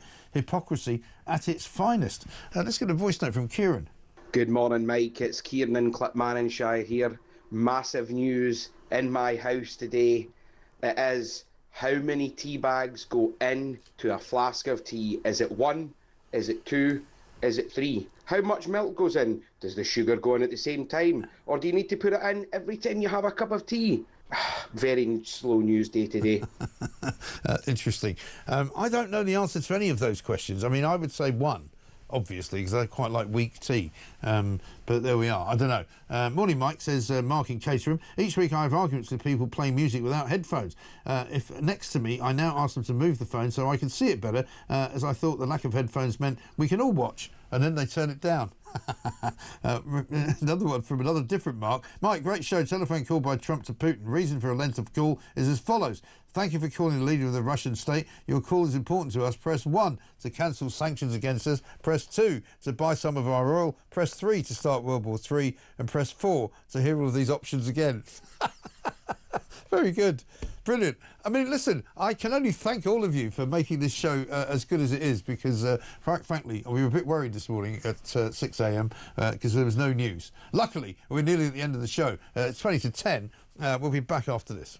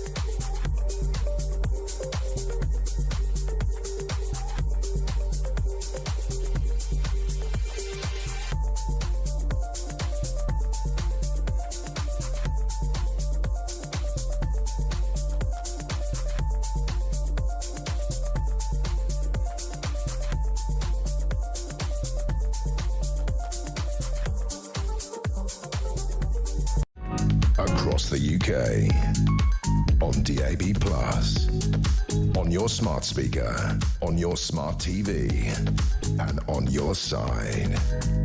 This is Talk. Welcome back to Morning Glory, 9:41. I'm Mike Graham with you for another 20 minutes, or slightly less than that, actually. Julie Hartley-Brewer will be along as well. Stephen Ipswich says, unfortunately, Trump has severe delusions of grandeur, as has that monumental buffoon Starmer. Trump should know you cannot deal with a murderous dog like Putin. You cannot negotiate with a despot. Well, Steve, I would disagree with that in a sense, because you have to negotiate with despots as you do with everybody else. I mean, why do you think the Crown Prince of Saudi Arabia gets invited to the UK? Why do you think the President of China gets invited to the UK and to all sorts of meetings around the world? Because you can't just ignore people. It doesn't work like that. And one of the reasons people say and could argue that Putin behaves in the way that he does is because he was left alone to be isolated outside of the general world community. So he was like, I'll just do what I like. And I'll walk into Ukraine and see what they do then. And that's kind of what happened, I think. Anyway, we'll come back to that. Bit of breaking news for you. Residents have been forced to flee their homes in Notting Hill, a very posh part of London, in the middle of the night as properties began collapsing around them as they slept. It's quite a dramatic story, this. Firefighters have evacuated 11 people from their houses in the West London suburb after what was described as a catastrophic structural collapse. Reports have suggested that a front gable end on a row of houses gave way, with 3 properties affected by the collapse. Now, I've no idea what's happened here, but I know that certainly we've had difficulties in London in certain expensive parts of the city where people have been digging down to put swimming pools in, digging down to put theatres and, you know, cinema rooms in and that kind of thing. And quite a lot of problems have been created, certainly in places like Clapham, I think it happened, and Chelsea, where very wealthy people have decided, you know, we've got a nice terraced house, wouldn't mind having a swimming pool in the bottom of the basement. And then they dig down sort of 3 floors below to put it in. I don't know if that's what happened, but, you know, we'll find out and we'll bring you that detail when we get it. Let's get a voice note from Ian. Morning, Mike. Great show. That thing that's redacted for Prince Harry, I think you'll find it's not actually a redacted document at all. I think you'll find if you took it and put it through the self-checkout at Tesco, it's actually a tin of kidney beans and it'll charge about 75p. Very good. Thank you very much indeed for that. We're going to talk now to Daniel Rubenstein, former advisor to Benjamin Netanyahu, because, of course, Gaza very much on the front line of news yesterday. An awful lot of footage coming out of there saying hundreds of people have been killed. These are figures, obviously, as I always say, from Hamas. Benjamin Netanyahu, the Prime Minister, spoke about what happened about these military strikes that started on Gaza a couple of nights ago. Let's have a look. Hamas is responsible for this war. It invaded our towns, murdered our people, raped our women, and kidnapped our loved ones. Hamas refused offer after offer to release our hostages. In the past 2 weeks, Israel did not initiate any military action in the hope that Hamas would change course. Well, that didn't happen.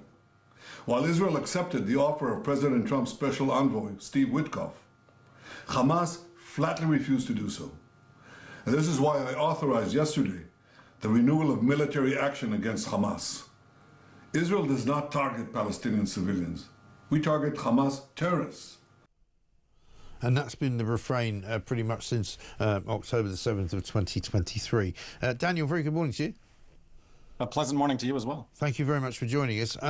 I mean, obviously, the scenes that we saw yesterday would be interpreted by different people in a different way. Certainly, the strikes that happened were said to have killed about 6 leading members of Hamas, including the current sort of effective Prime Minister, if you like, of Gaza. What can you tell us about the individuals that were targeted? Israel is at war, and it has been clear about what its war aims are. First is the removal of the Hamas government and military from Gaza, and the second is the safe return of every hostage that Hamas is holding in its underground terror dungeons. Israel recently targeted a number of Hamas government figures in Gaza.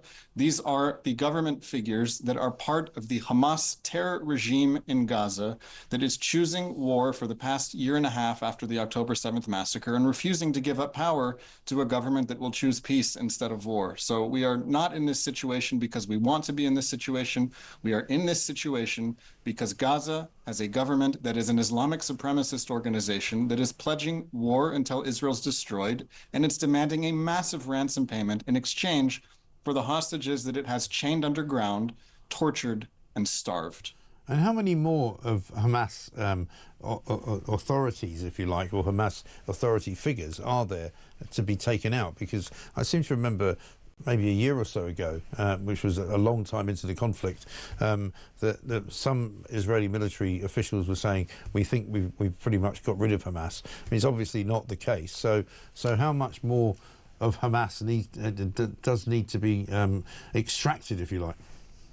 Hamas has been degraded, but it has not been destroyed. And in fact, Hamas is in a position to grow and to strengthen because Hamas is the government of Gaza, and all of the food and supplies that generous international donors send into Gaza, Hamas is there to take them, to tax them, and to use the revenue from the taxes to fund its terrorist army, to pay the people who are holding the hostages, and to recruit new members to its terrorist army. So Hamas controls the Gaza economy from the entrance points to Gaza, and it's able to use this money to strengthen itself.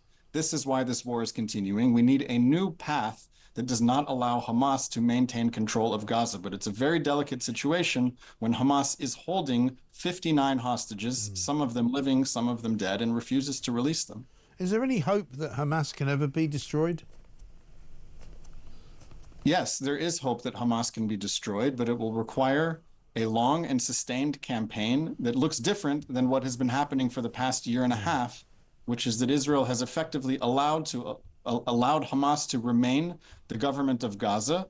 Hamas has controlled the border crossings. Hamas controls the food supply. Hamas controls the economy, and it's using this money to pay its fighters. So we need to cut off Hamas's money and supplies and ability to govern. And this will require more military action in Gaza. Okay. Daniel, thanks for talking to us. Good to see you. Daniel Rubinstein, former advisor to Benjamin Netanyahu. It doesn't look as if anything's being solved in Gaza anytime soon either, really, does it? Morning Mike, says Claire in Buckley in North Wales. Big news in my house today. My Morning Glory bumper sticker arrived. Woohoo! Pictures to follow. Brilliant. Stick it on the back of your car, take a picture, send it to us. And more of those bumper stickers are coming, by the way. There's another 2,000 coming in very shortly. So if you have asked for one, you will get it. You know, just don't send any more requests because we're literally snowed under.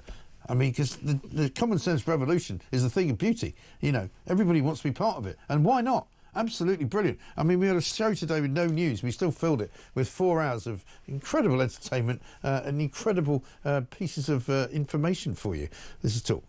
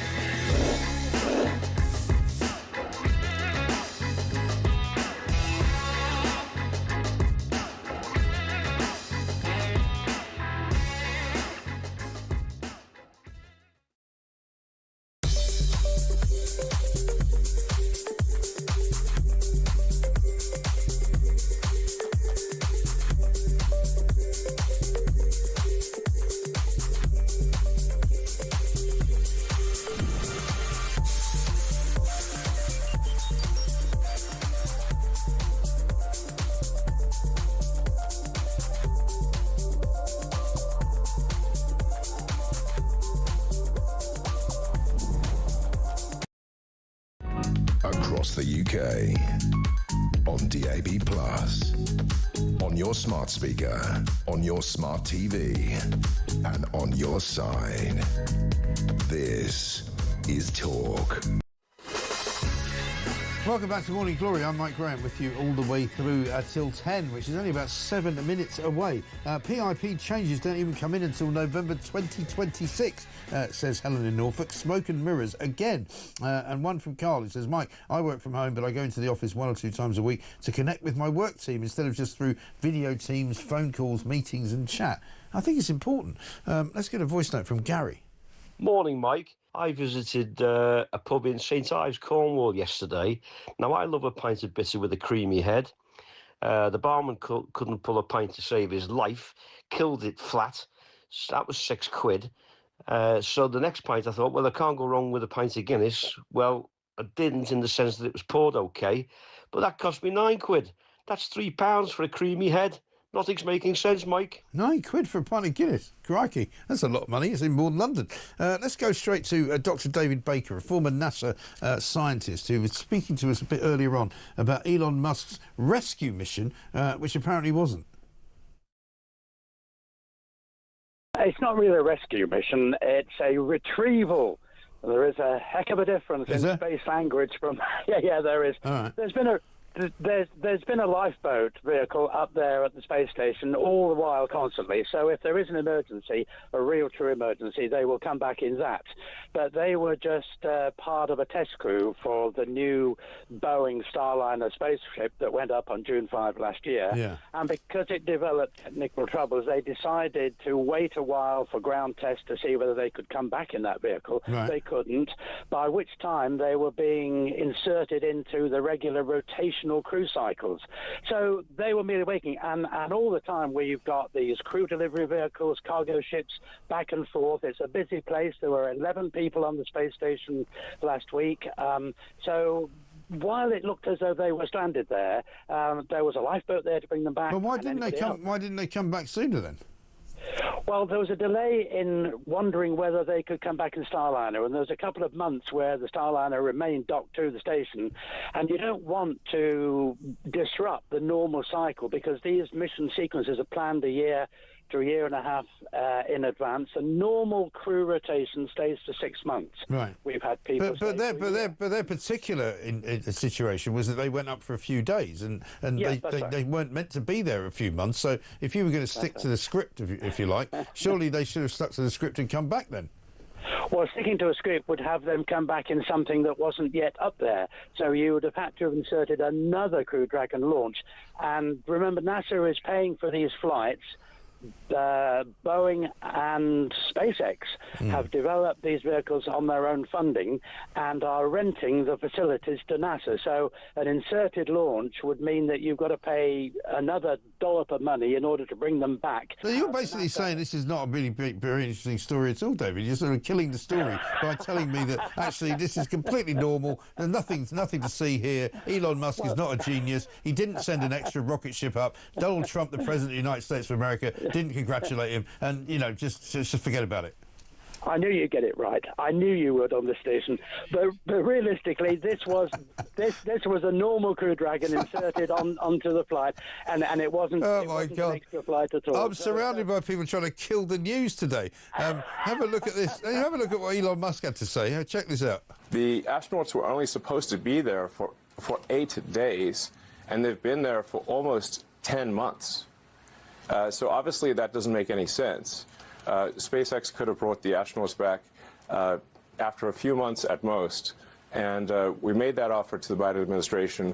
It was rejected for political reasons, and that's just a fact. That story certainly seems to have some validity. I have no knowledge, and neither do a lot of the people involved in the program, about what Musk is actually referring to in that context. But there is some indication that he offered for NASA and the U.S. government to pay for an additional flight inserted in. Right. But they were very happy. I mean, these guys I mean, Sunny Williams it's the only astronaut who has ridden every manned space vehicle that has ever visited the station. She went up in the shuttle, she went up on the Russian Soyuz, she went up on Starliner, and now she's come back on a Crew Dragon. The shuttle is now retired, obviously. The Russians still launch their crews on Soyuz, because it's a mixed crew. We still have Russian crews up there, among the international crew of Europeans, Americans, Canadians, Japanese, and Russians on rotational basis. And Sunny Williams has the highest record for a woman doing spacewalks. She's done 9 spacewalks. She's she loves it up there. And really, this was a long stay in a holiday home for her. Given what's going on down here, I'd have stayed up there, to be honest. You know, I'd just gone, go round again. I have heard that comment from a lot of people.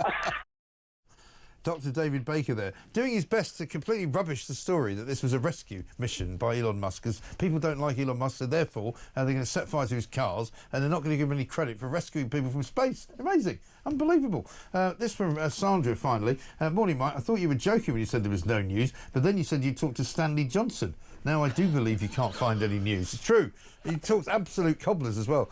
Julie Harley-Brewer's here. Good morning. Good morning. Blimey. I'm rather fond of Stanley, but wrong about everything. He's wrong about everything, and very close to the Chinese. It wasn't a rescue mission, though. It wasn't. Well, that's what this guy said. Wasn't.